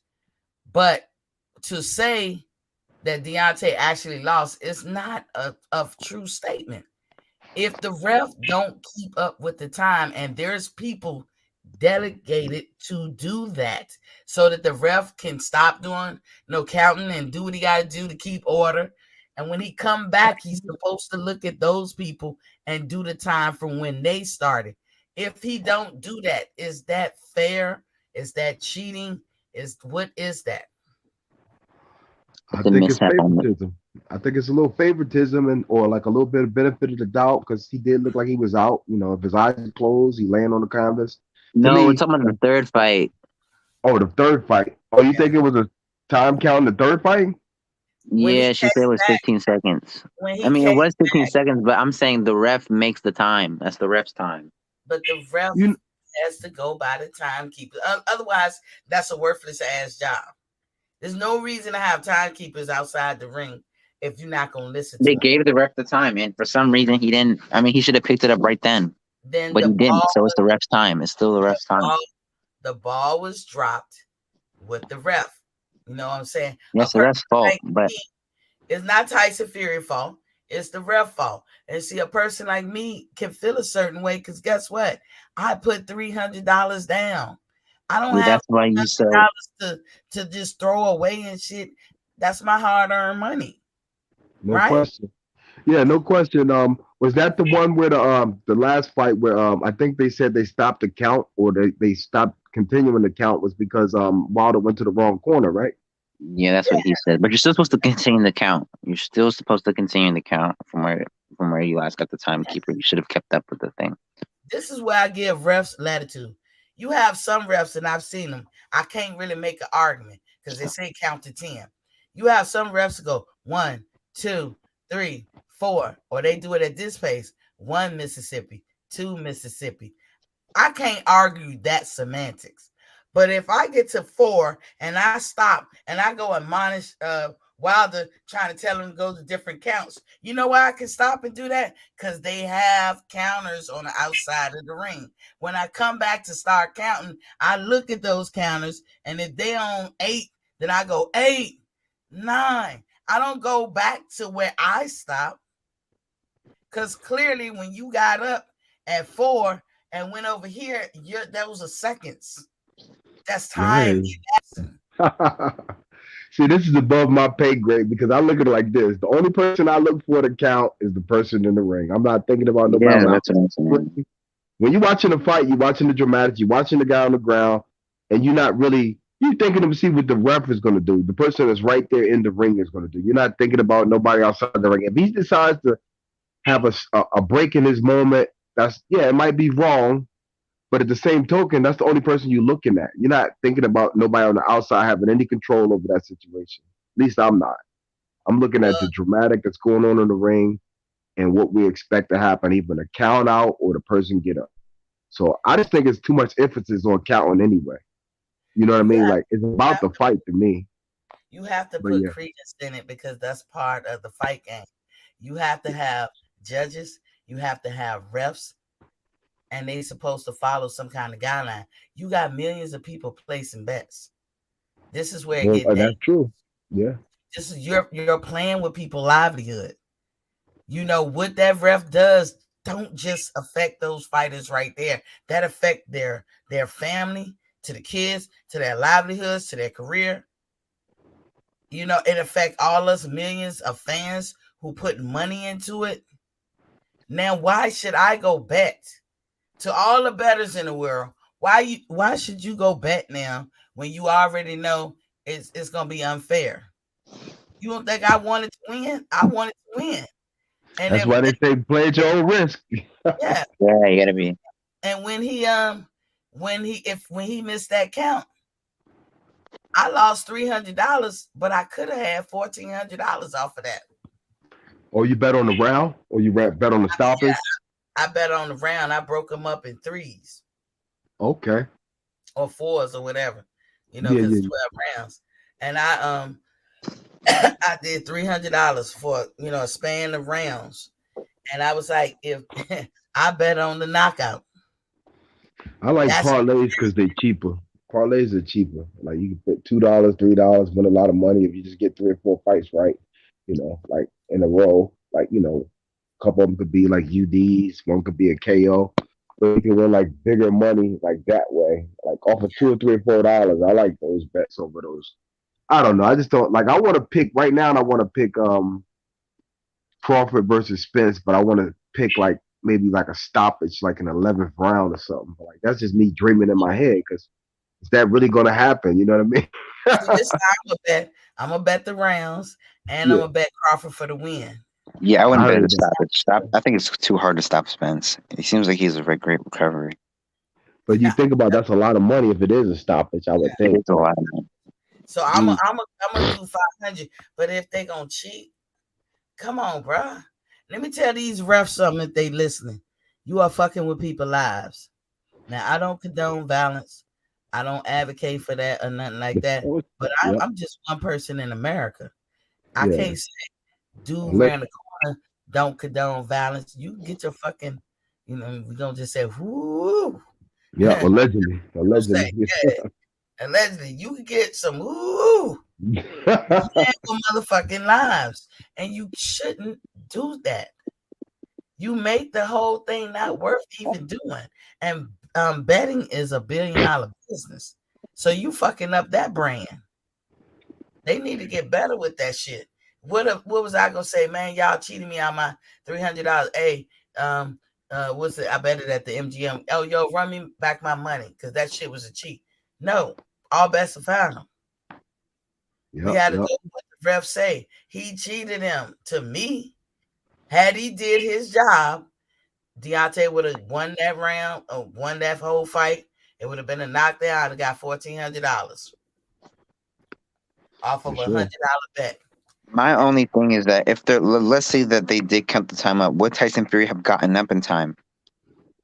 If they kept the time right, he would not have. No, but I'm saying Tyson Fury was going off what the counter was saying. He wasn't going off the actual time in his head. It don't fucking matter. It's not Tyson's Well, fault. it does matter because it's the ref's job to keep the time. He's the one that's keeping the count. That is the count that's now in. Tyson did get up and fight because the ref didn't call it. It's not Tyson Fury's fight, or it wasn't Tyson Fury's job to count. It was the ref's job. He dropped the ball in favor of Tyson Fury. I've never that Tyson Fury is to blame for that. That's the ref. We can't make up our own rules. How can I look at boxing when Not our own rules? Looking at it, I'm gonna start saying, "Oh, when it's a black fight, I can just count on some cheating and some extra shit going." There was a fighter named. Go ahead. There was a fighter named, I think his name was Bute, or it was like Bute, and he got a 24-second count. And that was 24 seconds. Jack Johnson did 10. Jack Johnson beat the shit out of his fighters, and they made him fight 22 rounds. No, was it 32 or 22 rounds? I don't know. Because they didn't want this man to win. Why is that acceptable? How can you do 20 if a person gets knocked out? How can you do 22 rounds? The person kept getting one. They was fucking up the count. They kept letting the dude get up because they could not have this white man lose to Jack Johnson. You're talking in the early 20th century. Mm-hmm. Yeah, I know. Okay. That's just funny. So basically, they would just extend the count. They would not let the fight end until the white man win. But he won't go beat Jack Johnson. Matter of fact, we can't even see what the final conclusion was because they cut off the cameras. Because you can't have that memorialized. I'm supposed to accept that. Why does Jack Johnson have so many losses?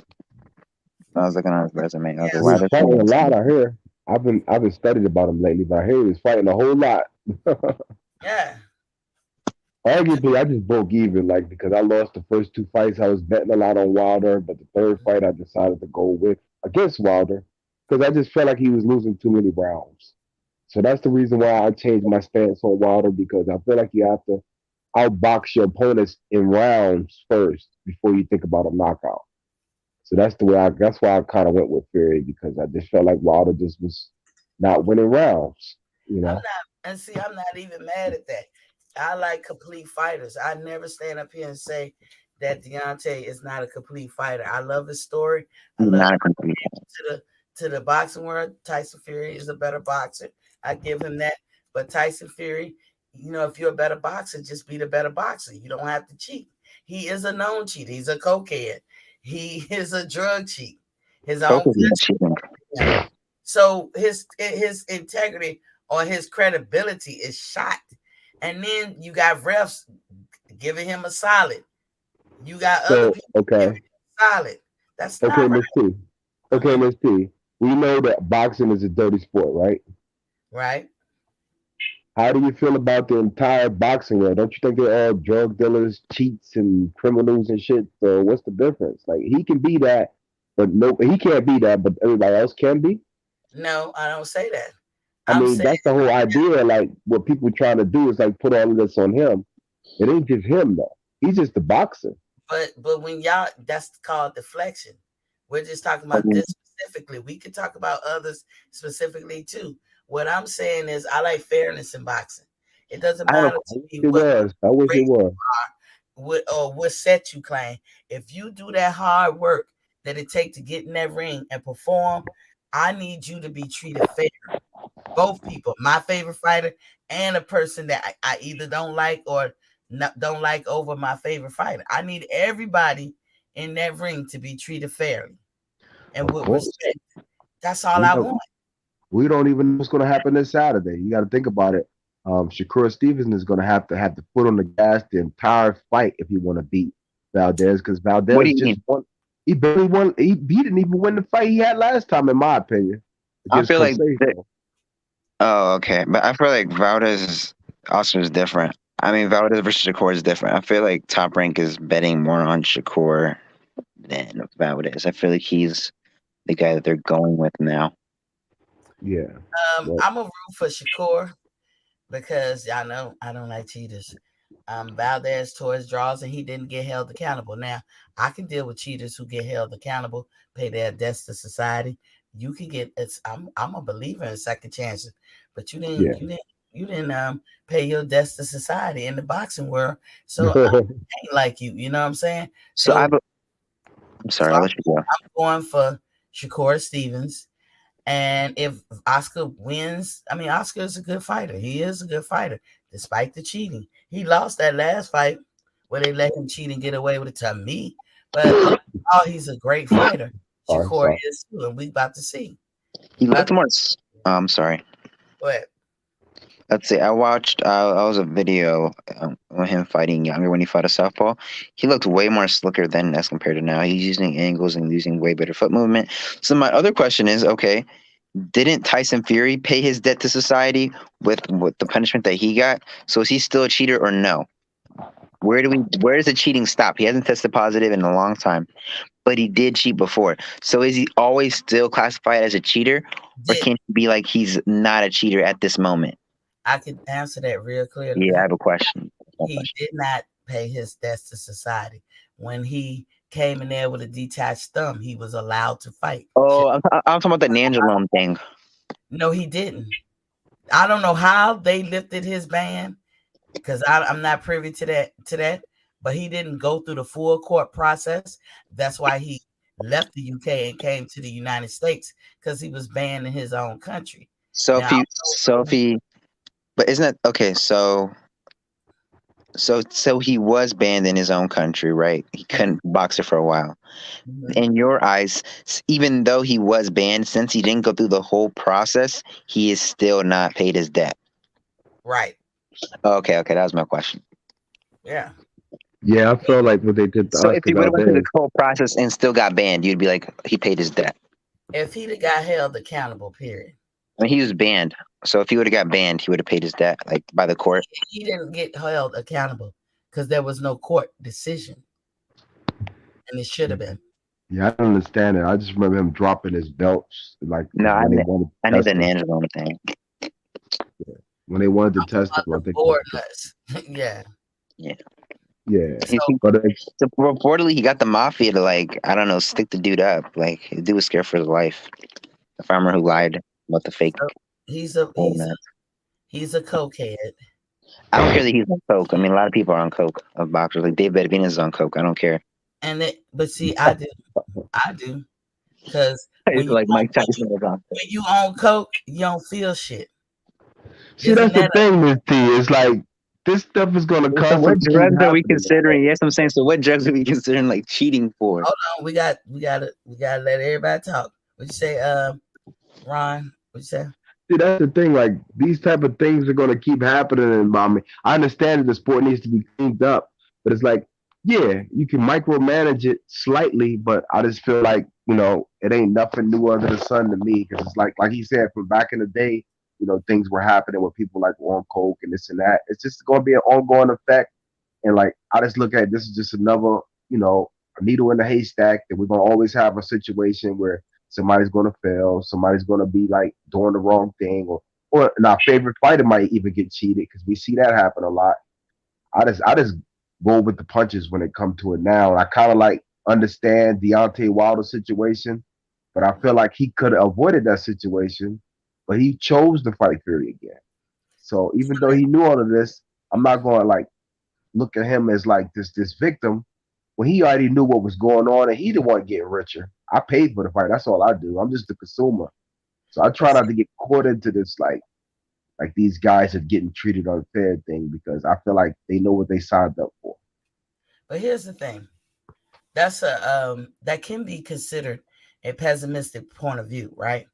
Just because people are doing things in multiple, statuses, like they're just doing it, and there's so many people doing it, that don't mean that it's right. Like low blows happen in the fight, they do, and sometimes it's accidental. But when it's chronic, you can't be like, well, that low blows happen. We ain't gonna call it. No, you can't do that. Or just because somebody's cheating or whatever, and they catching favored, people allow them to cheat. You can't be like, well, everybody's cheating or whatever. When everybody's cheating, then you call everybody out. You'll never accomplish anything from that perspective. You have to attack it when you see it. I'm gonna tell you one thing I can think of, and I don't know why this comes to mind, where I can say, oh yeah, it's everybody. Okay, back in the day when people got divorced, you could have grounds for divorce and get leverage in your divorce conclusion when one spouse cheated on the other, right? And most of the time, I'm just stating facts, y'all. I'm not bashing men, but most of the time it was heavy on the man side, right? Of cheating. For cheating or something. Yeah. Now, my ex-husband told me one time, all men cheat, you just need to get used to it. Bullshit a lot of, but I can see why he says that.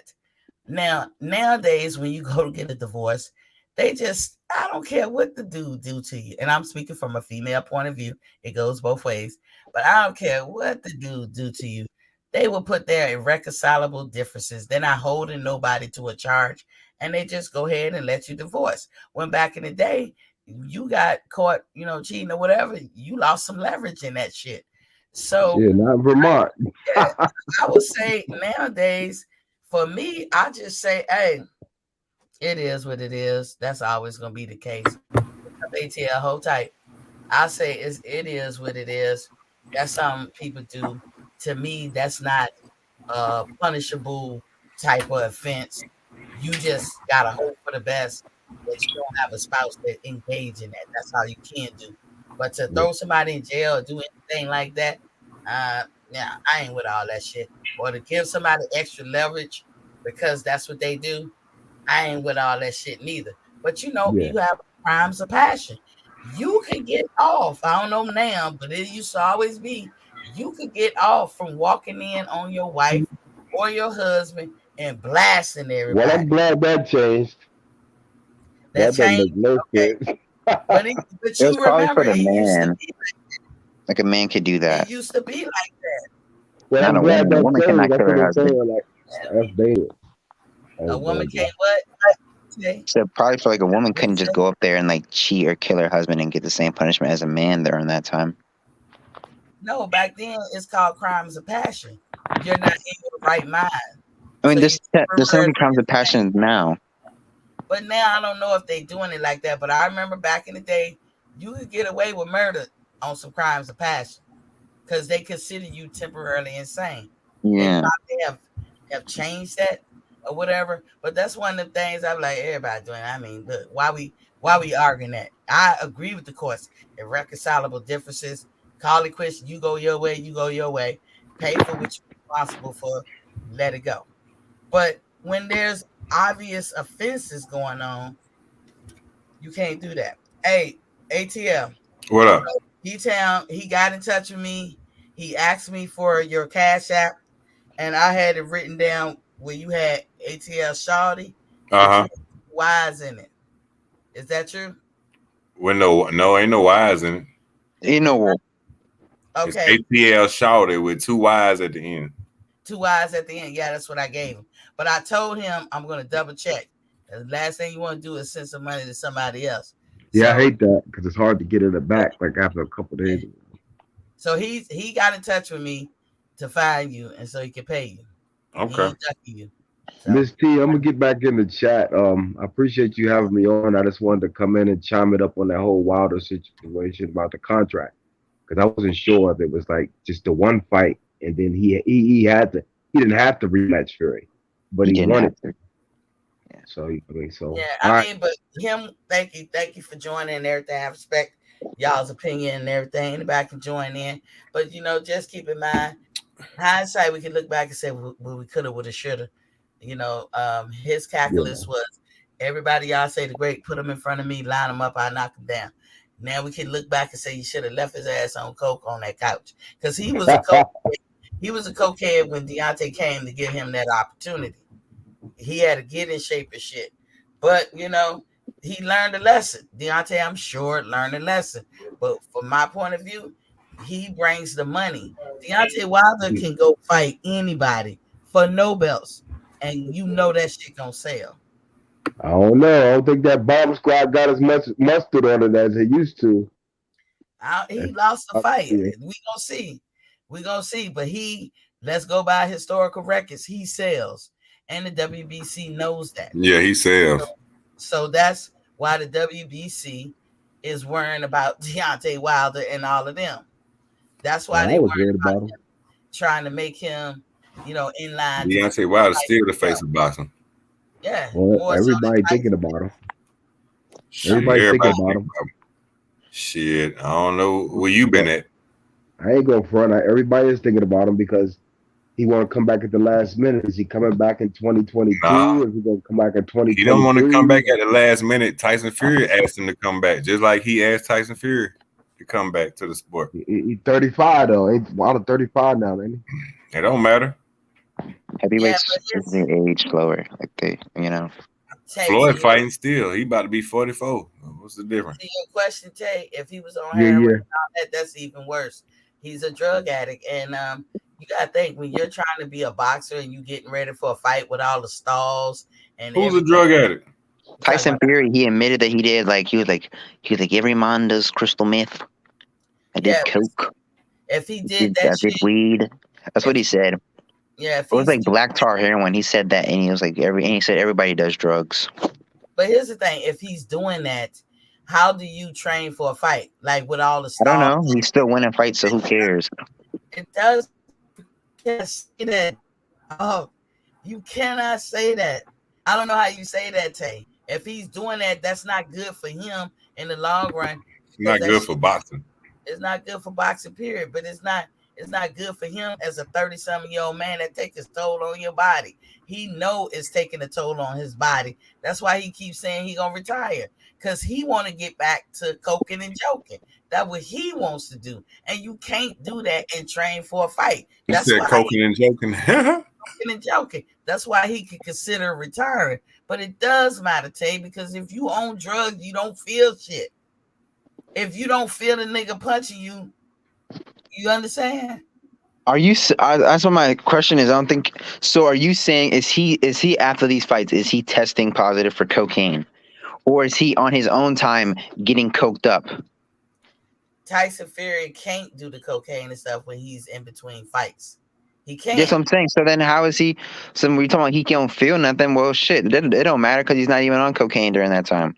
Let me tell you why it matters. So imagine I'm a boxer and I like coke. I like heroin. I like weed. But I'm fighting 2-3 times a year maybe. Or I got a fight coming up. Now this whole time I'm in training camp, I can't do my coke. And that shit be calling me. It be calling me, wanting me to get it. But I got to have this powerful ass willpower to abstain from it. You know what I'm saying? And then I do my fight. And the time to do the coke and all that is probably that day after the fight. But then I don't get to enjoy my quality of life because my quality of life is doing drugs. So you know what I'm gonna say? I can't be no boxer because these are banned substances. And if I keep doing them, then somebody's gonna catch me. That's why he can say things like, I'm retired, I'm done. I ain't, I don't want to do it. And why does it matter if you on coke? Because you don't feel nothing. So if I'm boxing you, you're not going to be hurt by my punches. You're going to stand up there and keep going. Why is it dangerous for a fighter? Because if you don't know how badly you hurt, you don't know how to call it quits. You can die in that motherfucker. Number two, that's an unfair advantage that you have over your opponent. That's why it matters.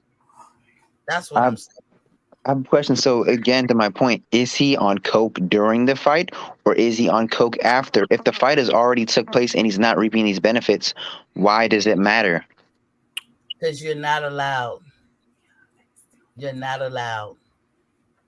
Period. See, he don't understand what you're saying. No, I don't think she's understanding.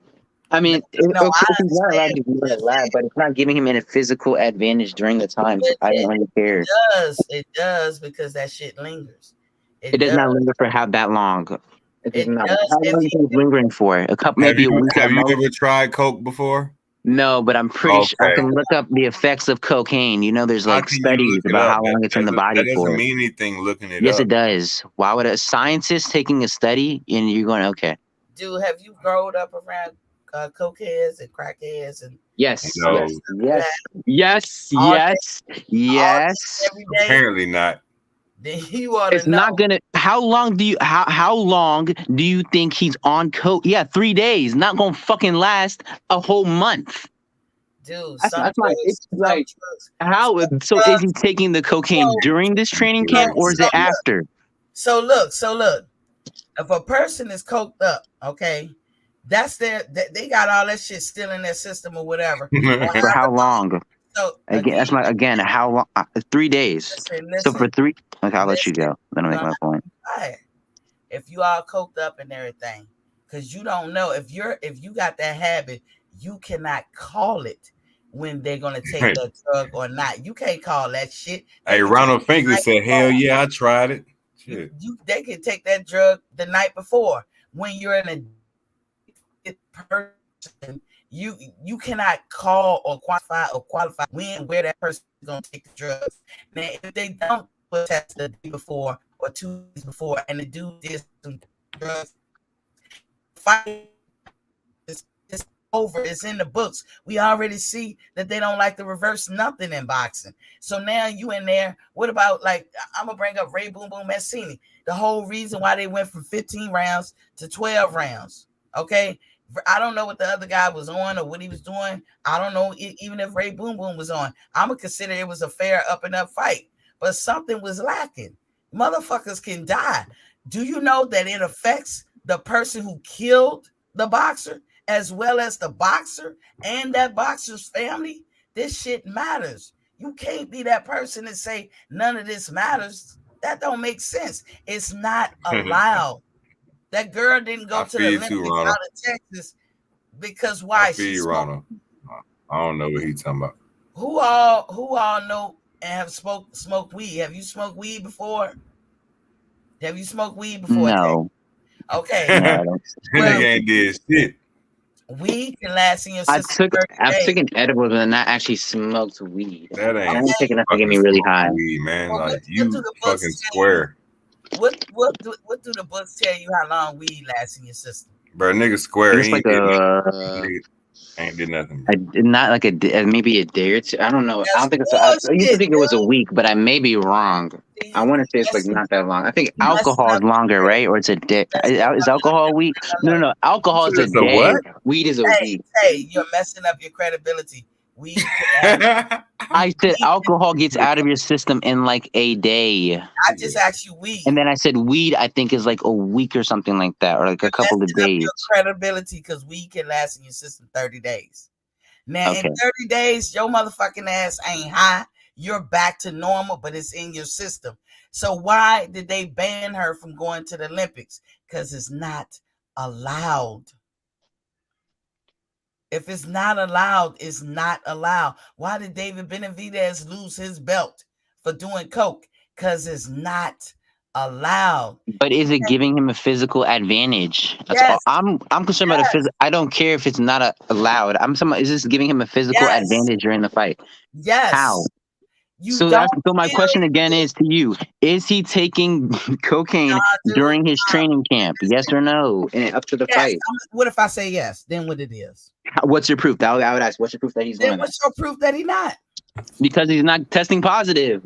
But they didn't test him that week. So what's your proof? Man, they Bro. ain't test him. They didn't test his gloves. They didn't test nothing, man. Like, come on, man. Stop acting like you ain't see the same shit we seen, bro. I know his gloves were messed up in the second Oh, fight. man. In the Like, first okay, fight. so I why, never though? said it wasn't. Why? I'm just saying that I How did can't. they If know he's taking that- cocaine, this was like a long time ago as well. How could I say that he's? had coke? You tell me. Hmm? How did they know that David Benavidez had coke in his system? They tested him What and day? he popped positive. What day? What day? That was 2 years ago. I can't tell you what day. But what day in relation to the fight? How many days before? I don't remember that. I'd have to look it up. Let me look That's it up. my point. They don't always give tests the week of, the day of, the day after. It's sporadic how they do it. Earl Spence fight happened, what, a week or so ago, April 16. Guess what?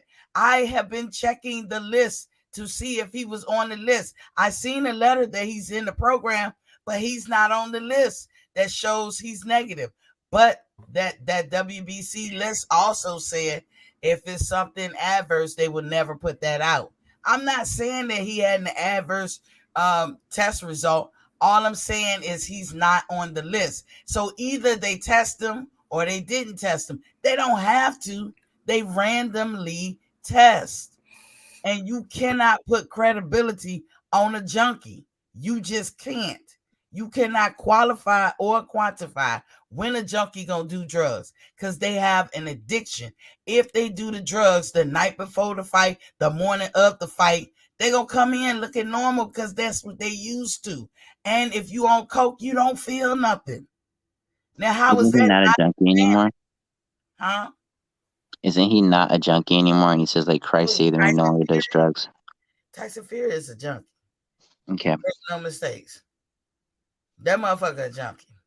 Now, if he have low moments where he's not doing drugs, kudos to him. So do drug addicts. They have moments when they're not doing drugs. Don't they go to rehab centers, come right back out? You know what I'm saying? I know people who quit drugs. Like heroin is a hellified drug to quit. They can quit for 15 years, do it one time, and they die. A lot of people die like that. You cannot put credibility on a junkie. You just can't. You cannot quantify or qualify when or where they're going to take their drug at any time. You can't. That's why it's banned. And so if it's banned, you're not supposed to do it. And why you're not supposed to do it? Because of the obvious reasons. I know fighters who have killed people in the ring. They are never the same.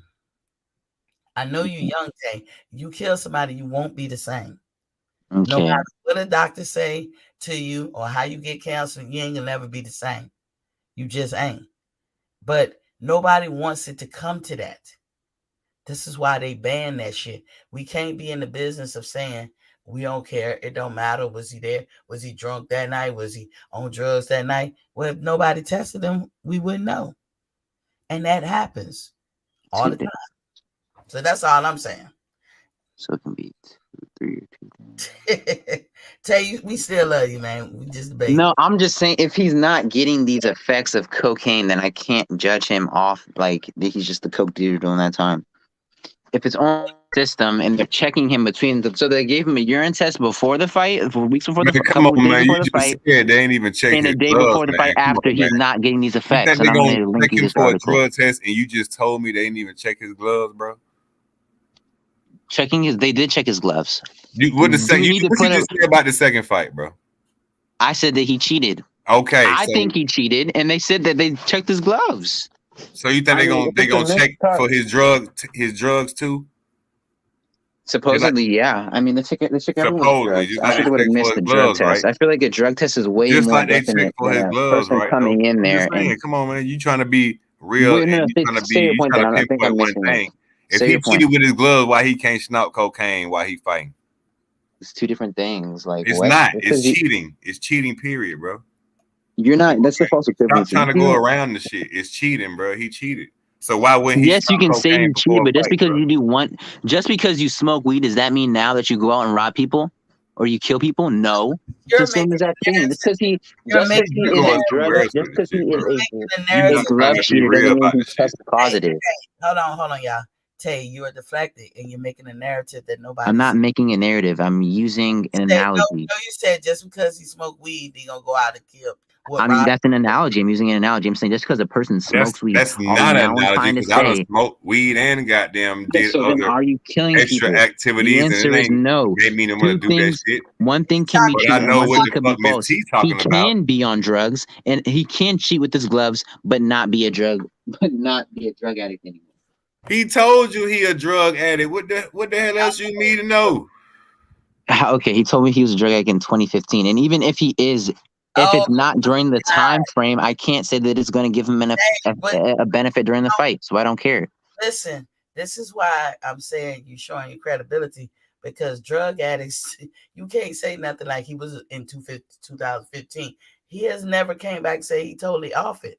He still drinks, he still do these things. When you done with your finals, do me a favor, do a research and find out, was he still on drugs or when he's on drugs. He's shown historically that in between fights he likes to do drugs. I'm supposed to believe now that he stopped? He's done it all his career. Okay. That's all I'm looking saying. it up right now. My only thing is if it's during the fight week, if he's not on, if these drugs are not giving him any benefits, I don't really care. I only care if it's going to affect him during the fight. I don't care See, after. he done did drugs after he does it before. on He his own lied. He said time. if it's not before the fight. You see it? What did I say? if he's not during the camp, if he's not on drugs, I don't think it matters. If he does it after, who cares? Just during the camp, if he's not on drugs, and during the fight day, if he tests positive, he's not doing drugs at this time, but right after he takes a whole fucking weekend of cocaine, I don't really care.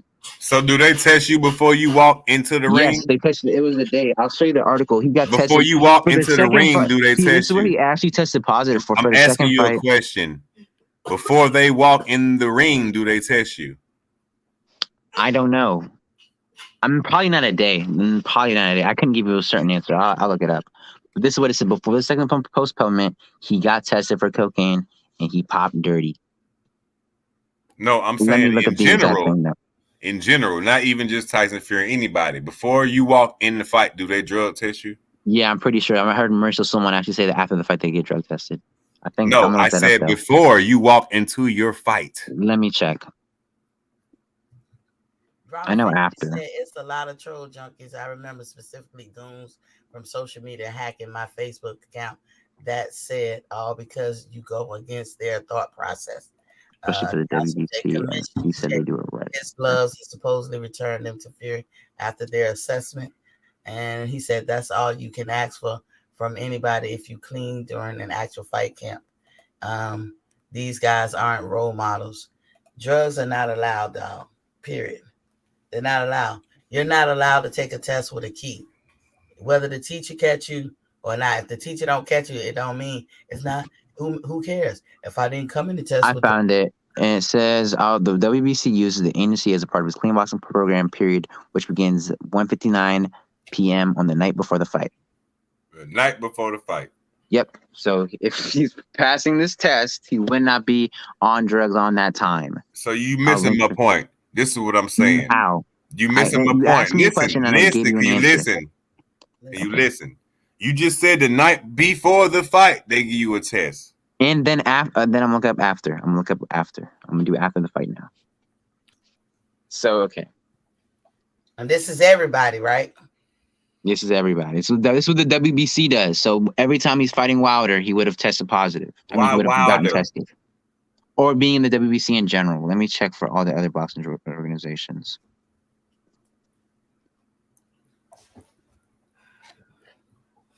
just in general. Because we can Yeah, get a I'm bunch looking it of up. fighters. We can get a bunch of fighters on here to say, I ain't get no drug test before the fight, and I ain't get For the one. WBC, I know this is what it says. So let me check the other boxing organizations. It may not be. If he was fighting Wilder, he was going through the WBC. So during that fight, he was not on drugs or that whole path. Is he enlisted in the clean boxing program? Can you look that up, or do you not know? I can tell you for his. That's your man. Why don't you look it up? I don't like Tyson Fury. I'm just saying I don't think he. Hold on, I You don't on think. his balls real bad right now. No, I'm not. Look, Hold on. For this Dillian what the fuck White you fight, doing, Errol? My nigga, like, this Dillian man. White fight, he participated in VADA. VADA tests for those things, and he also and Dillian did too. So for Okay. this fight, he's clean. But what I'm trying to tell you, when I ask you, have you ever grown up around people who are addicted to drugs? Yes, my uncle was addicted to drugs, and he's not addicted anymore. I used to come home. He would be up in his room, and he would be like falling down the steps. But I was a little kid, so I didn't really know what was really going on. You know, I just saw a person that looked out of it, and there was like a bunch of stuff on the table and stuff like that. Well, I know what the fuck that was. sorry that your uncle I was like caught up in 4 that. or 5. Listen, I'm sorry your uncle was caught up in that, but that's not everybody's story. Junkies are not predictable. You know, sometimes he'd be fine, and then sometimes he would just be like super. I remember one time, everything was firstly fine, but then we found out my grandma had cancer, and he just like lost it. You know, he started crying, and like he was like not himself. You know, people cigarettes are worse than heroin as far as addiction. So people, when they're addicted, you cannot put no credibility on how and when they're gonna do what they do. You know, and it is not a fact that people get drug tested every time, because it just doesn't happen because people be on drugs. Now David Benavidez got caught up on coke, and they took his belt. Motherfucking Canelo got caught with banned substance, drugs. They ain't do They shit. ain't do shit. It technically punished him for 6 months, but he already like that wasn't a Or punishment. goddamn Buddy who Fire. finna fight goddamn Stevenson. They didn't do shit because he wasn't fighting no more for 6 months. Yeah, that's what I'm saying. So technically, it wasn't really a punishment. Valdez was allowed to Technically, go in they his punished fight. him. Val and Peds. his belt, and he got caught. Yeah, So but they still, again, he still tested positive. They found out tested positive, and they let him go. So I'm just saying. Hey man, a lot of people on drugs. okay, can I say something, T? Yeah, go ahead. I don't even mean to be throwing people's name out there, but why do you think the U.S. is looking for Tyson Fury people right now? Daniel Kinahan, them people, I don't know, but like, I don't know. You ain't see none of the articles Together. Daniel Kinahan, right? That's the nigga who's a mobster, so, right? I'm just saying, so you ain't see none of the articles on why they looking for him. But No, I you don't really researched care about everything that. else. I don't really care about that. I don't care about Tyson Fury. I'm just saying for this particular point, I don't think that he was on coke and that made him beat Wilder, or during that session he was on coke and he beat Wilder because of that. I think he lost the first. I think he lost the first fight. I think he cheated in the second, and I gave him his props in the third. I mean, I'm done with it. You know, I just Wilder lost. Caps and Fool is in here. Let me give you the floor. Hey, how you doing? Yeah, everything good. No, he didn't get tested. He got post-tested. He didn't get pre-tested. A lot of boxers don't get pre-tested because it costs too much. That's 8 weeks before that's the 8 weeks testing in a training camp. So if I know the slick tongue of the WBC and all that, and Mauricio Suleiman talking about data clean and all this nonsense and VADA and this, but they don't pay for actually the whole test. They'll pay for the post test. If you ever listen to it, I did a video about it and I had you on my intro, Lady T, and and it tells you right there. But he says that he only do post. Anything additional will cost money. It's too expensive. So basically, But once they post test, what that mean for the fight if he came back positive? Nothing. When they have to reverse the ruling, I'm asking him a question. Name a fight they reversed. They could have reversed Mikhail Fox fight. It was that one fight with that one lady. It was that lady who tested positive. It was just for women's boxing. Remember that lady who tested positive for steroids? Who fought that? I forgot her name. It was like this black girl. And she fought that man. The only thing that they would do is, at best, they'll say no contest. Yeah, that's what it was. But that's on your record. That ain't no reprieve. If the fight happens, it's in the books. So if they post testing, you still fuck that person over. Yep. That's why you can't say it don't matter, because you cannot guarantee that a person who's a junkie, an admitted junkie, is not gonna do drugs. You cannot put no guarantee on that. If he make it through and they didn't test him, then he made it through. But sometimes you get caught, like David did. He lost his belt. Canelo wouldn't be undisputed right now, in my opinion, of 168 had David Benavidez didn't lose his belt. So Lady T, let me ask you this. What's the half-life of cocaine in your system? It's 3 days. It's 3 days. It's 3 days. It's 2 to 3 days. Okay. Out there, it's 2 to 3 days. So 72 hours. And you said it was 3 days. The night before the fight? That's what you said? This is what the WBC said. This is what the article says. The WBC also uses the agency as part of the clean boxing program, which begins 1:59 on the night before a fight. So this, but then you claimed it said it was something different. So my point is, if they're testing him positive before, either if it's before the fight or after, he's still not testing. The cocaine is no longer in his system. I think I know where you're messing up. So you said 1:59 before the fight, right? Yeah. They're saying you're on the hook for this time period. You could get randomly tested. It don't mean that they actually do it. Now that's how it works. Let me read the article. When you talking about drug testing, you're on the hook from this time to that time. You can get tested anywhere in those time zones, but after that, they don't randomly get at you. But it doesn't mean that they actually tested you, because it's random. Right. So like VADA, they say 365 days, 24 hours, but that's for the Olympics. But a training camp is 6 to 12 weeks. So once you announce the fight, then that's when the testing begins. That they could do that too, but the WBC clean program said you sign up to be on the hook for a year. Like they can randomly test you, because most fighters fight twice a year, but they still do give a time zone. Like Errol Spence was good till ATL. How long was he good for? Well, which one? For the Ugas fight? Because remember when I came on and I showed the fact that Errol wasn't on the list, right? And then somebody actually sent me a letter that would have been a personal letter to Errol saying welcome to the clean boxing program. So he's in the program. I'm telling you guys. He's been in the program. But what I'm saying is, if VADA don't go random test him, because random tests don't mean you do a test every week. I'll give you an example. I was in the military. Now, in the military, you can get tested every week, and they got money for it. But they random test you. They cannot specifically test you. They can't say, T, I think you doing drugs, so I'm gonna test you. That's against the law. They have to random test you. So they'll say everybody's whose social security number end in an 8. All of y'all got to come in and do this random test. This is how they catch you. But I can tell you, I can count. I've been in the Navy 20 years, and I promise you, it ain't been every week of that 20 years that I've taken a drug test. It ain't been. There's one point at one command I was doing that bitch every week, but that was neither here or there. But throughout my 20 years, I motherfucker ain't do no tests all the time. But when my name popped up, AT, you gotta go take the test. I had to go. I was randomly selected. They could go by the first letter of your name. They could go by the first letter of your last name, or your last four of your social. You randomly selected.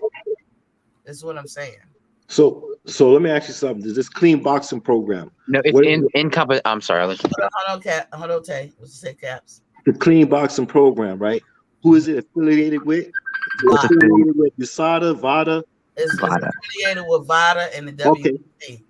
right. So this is what I'm trying to say when it comes to Maurice Suleiman, because I put a video out with that, and he said that there's a misunderstanding that no one's doing nothing wrong. This is what he said. The WBC ain't doing nothing wrong. The promoters not doing nothing wrong. The sanction bodies.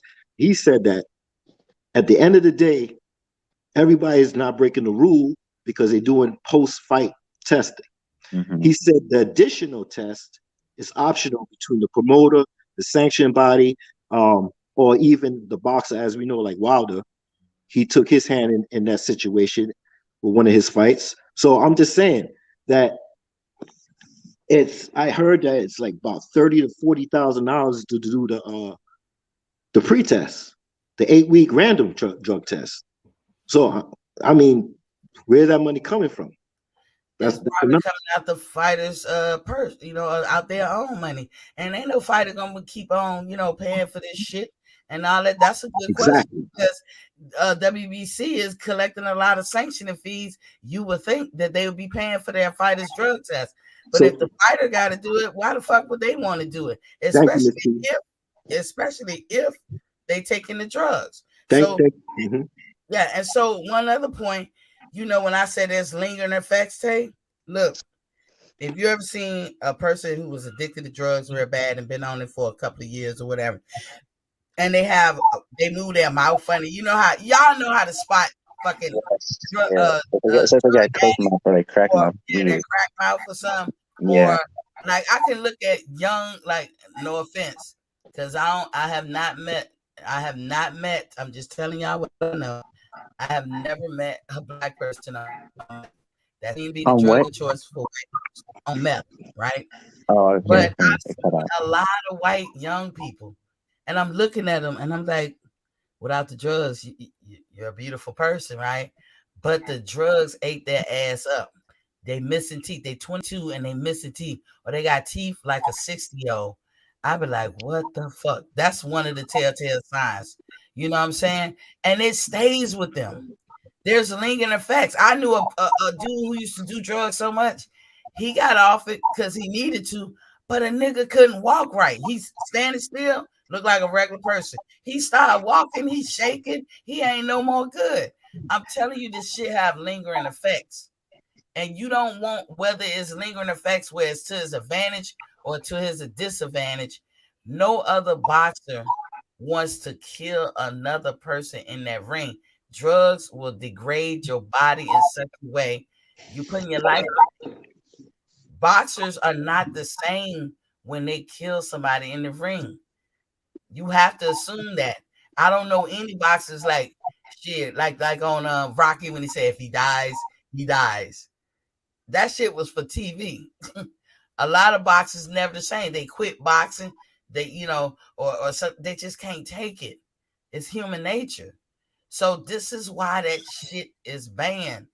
You don't need to be in nobody's sports addicted to drugs, not ever. And it's against the law. So that's why it matters. We can't say if he was good that night, then he was good. No, because what about the person who slipped through the cracks, and then they have their fight and they win their fight because they all coked up and they don't feel shit. They are not going to reverse that fight. Now this fighter who once had an impeccable record got to walk around with this smudge on it. How does that help that person? You don't do that. That's my point. So I don't know. It's not a guarantee that these drug tests go down, and they have proven that over and over and over again. So, Lady T, let me ask you, like, since Errol Spence is on the clean boxing program, what's the difference in being on that and not just being on VADA? VADA, he's in VADA because he got a WBC belt. So you could go to the website, VADA website, and see his name. I don't know, but WBC, not now, but when the fight is announced, you'll see his name, just like you see Crawford when he had to fight Kell Brook. Same date. If you look at the VADA website, both of them back to back, same date. They took the enrolled He also enrolled with Khan. Yeah. So I was just wondering because there's limitations on testing. If you go with VADA, I feel like you got to pay that that fee for the 8 weeks testing within the camp. So if you're with the other, well, I guess you might be just doing post fights. You would assume that VADA keeps a list, but VADA is the medical entity that's administering the test, so they have to worry about HIPAA laws. Now, what the WBC does is they put out a list every month, and they'll tell you how many people, either in the span of time or in that month, that they tested. They'll say, we tested 39 fighters. We know that there's hundreds, thousands of fighters. You know what I'm saying? But they only tested 39. That's what I mean by random. And they will put out the list of the people who complied. What you can gather from the list is that the list of the people have complied with the testing and their results if it's negative. Now, WBC will never put out a list of people, like they won't put Tyson Fury positive test. They won't do that. But what WBC would say, Tyson Fury negative on VADA, like he tested negative. That's what they will do, because they won't. I think the HIPAA laws prevent them from telling people's personal business in a bad way. But since everybody knows that if you are in line for the WBC, you got the belt or you're fighting for the belt, you have to enroll in their clean body program. You have to. So that's just what it is. Now, Errol Smith has a letter out there. I'm just mentioning him because all of us know I'm not picking on him. He does have a letter, and I'm telling you, I saw the letter, and it looked more like a personal letter that said, welcome to the Clean Body Program.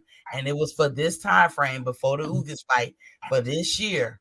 However, WBC did not add him to the list as having taken the test and scored a negative. I have been looking. The fight is over. It's post-fight. He's still not on the list. But what, the WBC list that they put out every month. So far as we as fans know, because we're not privy to their private letters unless they want to put it out.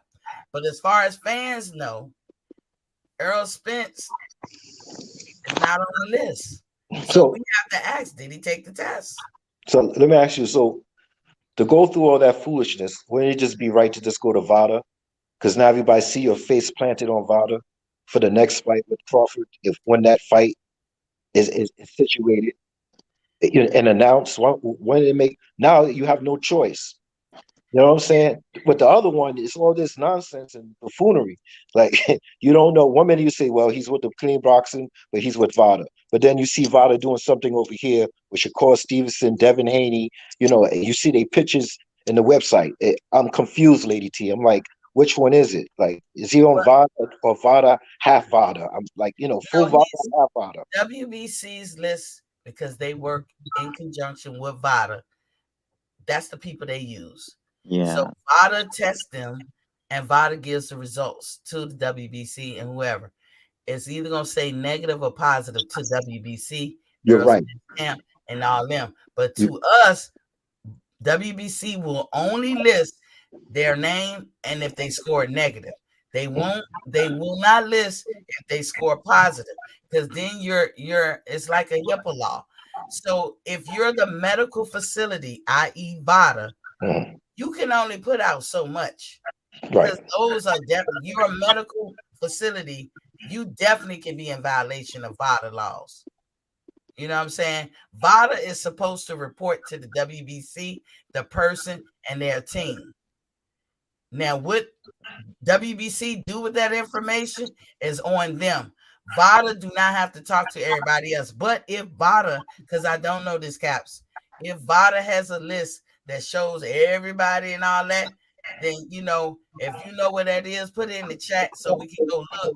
But I don't know anything about that, because VADA will only report to WBC and the team of the fighter and the fighter himself. That's it, to my knowledge. Okay, so let me just be clear. You said VADA have to report. They don't have to let the public know. They They don't. They okay. go to WBC and the fighter and his team. Okay, so let me give you an example. I don't know if you heard of it or you don't believe in it, but okay, when Mayweather and USADA caught him with some kind of proof that he was taking a vitamins, salines, and minerals IV, right? Right after the weigh-in with Manny Pacquiao. Just asking, this is USADA. USADA put it out in the public Mm-hmm. that he was doing this, Right. right? And they gave him a what? A TUE. Nothing. They gave him they gave him a TUE. They gave him an exemption, right? Right. Yeah, Right. They that's got an exemption. that's two different. Yeah, okay. I was No, gonna no, say no, that, but you got it. USADA, okay, USADA and FADA is two different entities. Yeah. They different things, but they basically for the same reason, the drug test. So Yes. at one point, VADA don't have to announce nothing, but then the next point you got USADA But announcing that's at something their about own Mayweather. court. That's their own Right? company. Yeah.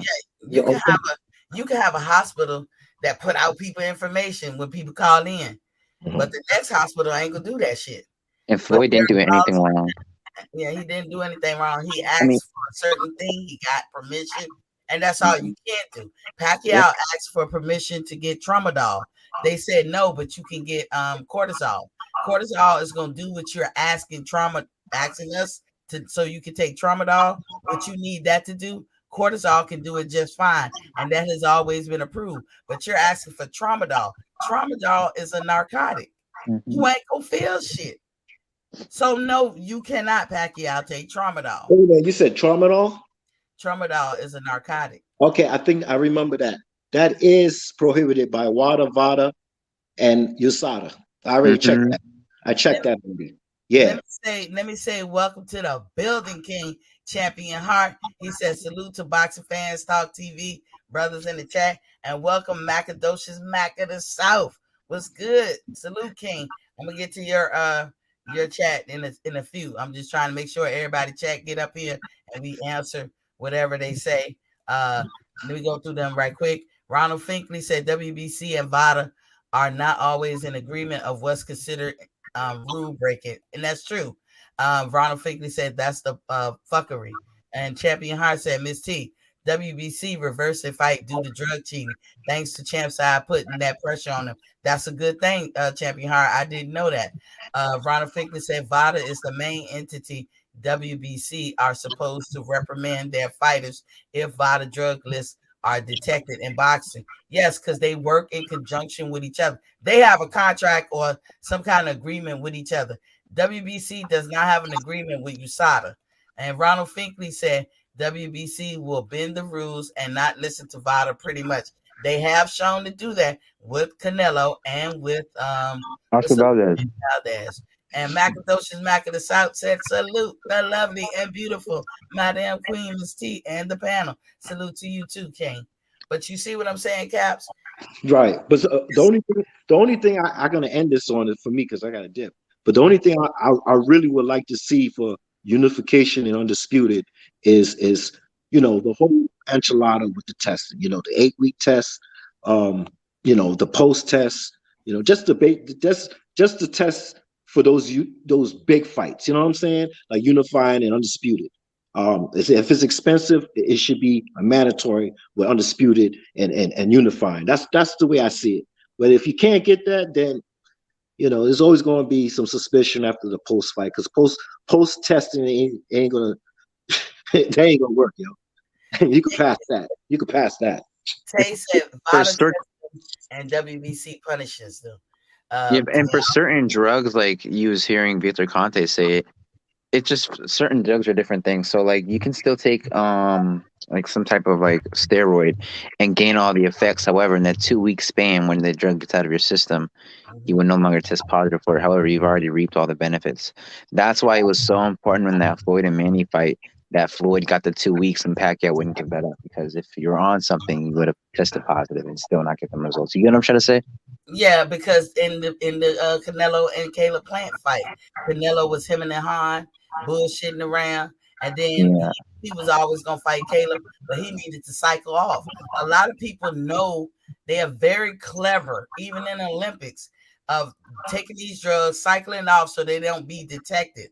They're very clever, and you make rules to accommodate that with these drug test places, and they don't always catch everything. And like, I mean, they was testing for in the Olympics forever. Remember Ben Johnson from Canada? That motherfucker was drugged up, but he was a bad motherfucker, so we thought. But this would have come back out later to find out. You know what I'm saying? We find out because testing elevates. You find new techniques, new ways of doing it, and so then you can, you can test for things. But this new test that they found where they can test for everything or catch other stuff that they didn't catch, that does no good for 20 years ago when you didn't have that test and all that stuff, like DNA. Well, DNA is a motherfucker, but DNA in 1960 didn't exist, right? It was bad then too. There was a lot of errors. But DNA now, if you want to be a criminal, kill somebody, do some shit, you really got to have your game on. But back then, you could freelance and do it how you want to do it. It ain't gonna work today. It worked last year. It worked 20 years ago. You see what I'm saying? So VADA is in correlation or conjunction with WBC. They have an agreement. WBC don't have an agreement with USADA, nor do the other sanctioning bodies, to my knowledge, have an agreement with USADA or VADA. That's WBC. But WBC have shown with Canelo and Valdez that they will sweep some shit under the rug. VADA don't want them to, but what can VADA do? VADA is only obligated to test you and test you randomly because that's fair. You can't just target a specific person. Be like, nigga, I know you doing drugs. I'm going to test you every week. You can't do that. You have to randomly test these folks, and they have to agree to it. Now, if you don't want to agree to being a part of that program, Mario Barrios, what do? They kick you out their rankings. They kick you out their program. You see what I'm saying? Mm-hmm. That's how they got stuff in place. It don't always work good. I'm just saying, follow the rules. That's it. We got to follow the rules. Ray New Salters is in the building with Poppy King. He said, hello, beautiful queen. The bomb squad is good. Ain't no worries. Yeah, and remember, y'all, he broke his hand. If you break your hand, you already in timeout for a certain amount of time. If you get a cut, you cannot come back and fight the next one. If you get concussed, you're out for a certain amount of time. Deontay time ran out this month. He broke his hand. You know what I'm saying? So we can expect Deontay Wilder back soon, or it depends on him. Nobody knows because he hasn't said nothing. So anybody saying he coming back, he gonna do this, that's all speculation. What we do know is that Mauricio Sulaiman put him as number one because they want that money. In the early part of the show, I was showing y'all, if you follow the money, you will get answers to your questions, and you will also be able to see why people make the moves that they make. When Tyson Fury said, I'm going to retire, what that tells me, and that's me speculating, me guessing, I don't mind saying that, but it's telling me, nigga, you want to go back to drugs, you want to go back to poking and joking, and you can't do that and be in this boxing game. Can't serve two masters. And if you boxing, you serving a master. You see what I'm saying? Can I add something on for that person's name? I found it. Her name is it's weird, but I found it. Okay. Her name is Franchon Cruz Discern. That's her name. I'm probably mispronouncing it, but that is the girl. Who tested positive? No. That's who fought the girl who tested positive. It was a man. It was. I mean, technically, it's not a man, but it was. It looks like suspect. Yeah, I remember that. Yeah, it was suspect, and he took her gloves, and Mauricio kept it, retained it, because if it's in his office, ain't nobody gonna get to it and test it and all this shit. And then he claimed that she wasn't on that shit, and it came out later that she was, right? Yeah. People see. He said to us that we were I don't know, like homophobic or something. That we said that she was on some stuff, but then she tested positive. That's why you care, because what you can't do now is go back and change that boxing record. Can't do it. No, Frenchman got to eat that. No. They reversed it. That's what he was saying. They reversed that call. They Her reversed. name was Alejandra Jimenez. That was her name. She was taking male steroids to make her more male-like.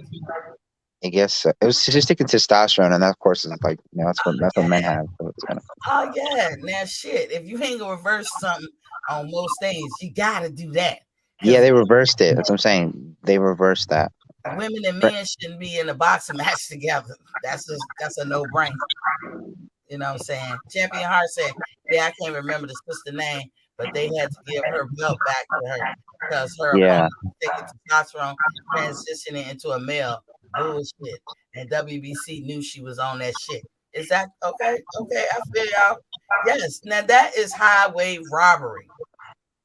You ain't gonna convince nobody in America that this girl turned into a man with man strength and supposed to be in there with another lady. Come on, bro.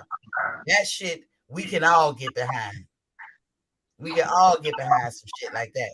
But coke, you know, some people gonna be like, well, like you say, Tay, you won't own it that night, or you know, it don't matter. It does matter in the long run because people die in this sport. You gotta attack problems where they lay. You have to speak on them. It don't mean that you're gonna get your favorable results or get it how you want, but you gotta speak on it. You have to. So that's all I'm gonna say. We way over, y'all. 2:46. So Caps, give us your closing statement. What's good? Oh, okay. What's going on? All right, you know, everything good, man. I'm over here listening and everything, just into it, yo. Thanks a lot, Lady T, for letting me come on, and anytime. Just pick up the video when you get a chance.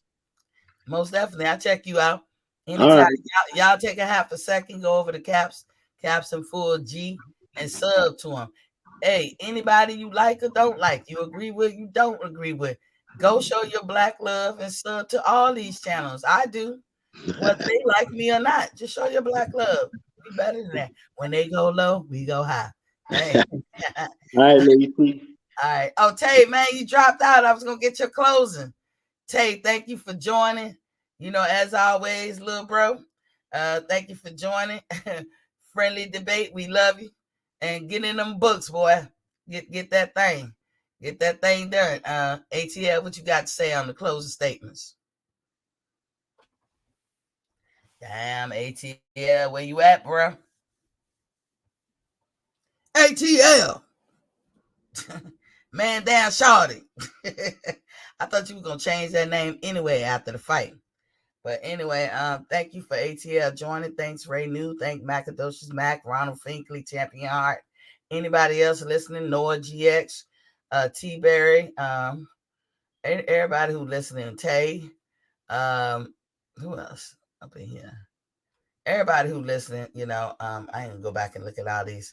Everybody who listen, don't forget to hit the like button. And if you're watching me on replay, go on and leave a comment, because, you know, the comments, I do listen. I do read them. And I'm open-minded. But, you know, Miss T gonna be Miss T. You know, I'm always be me.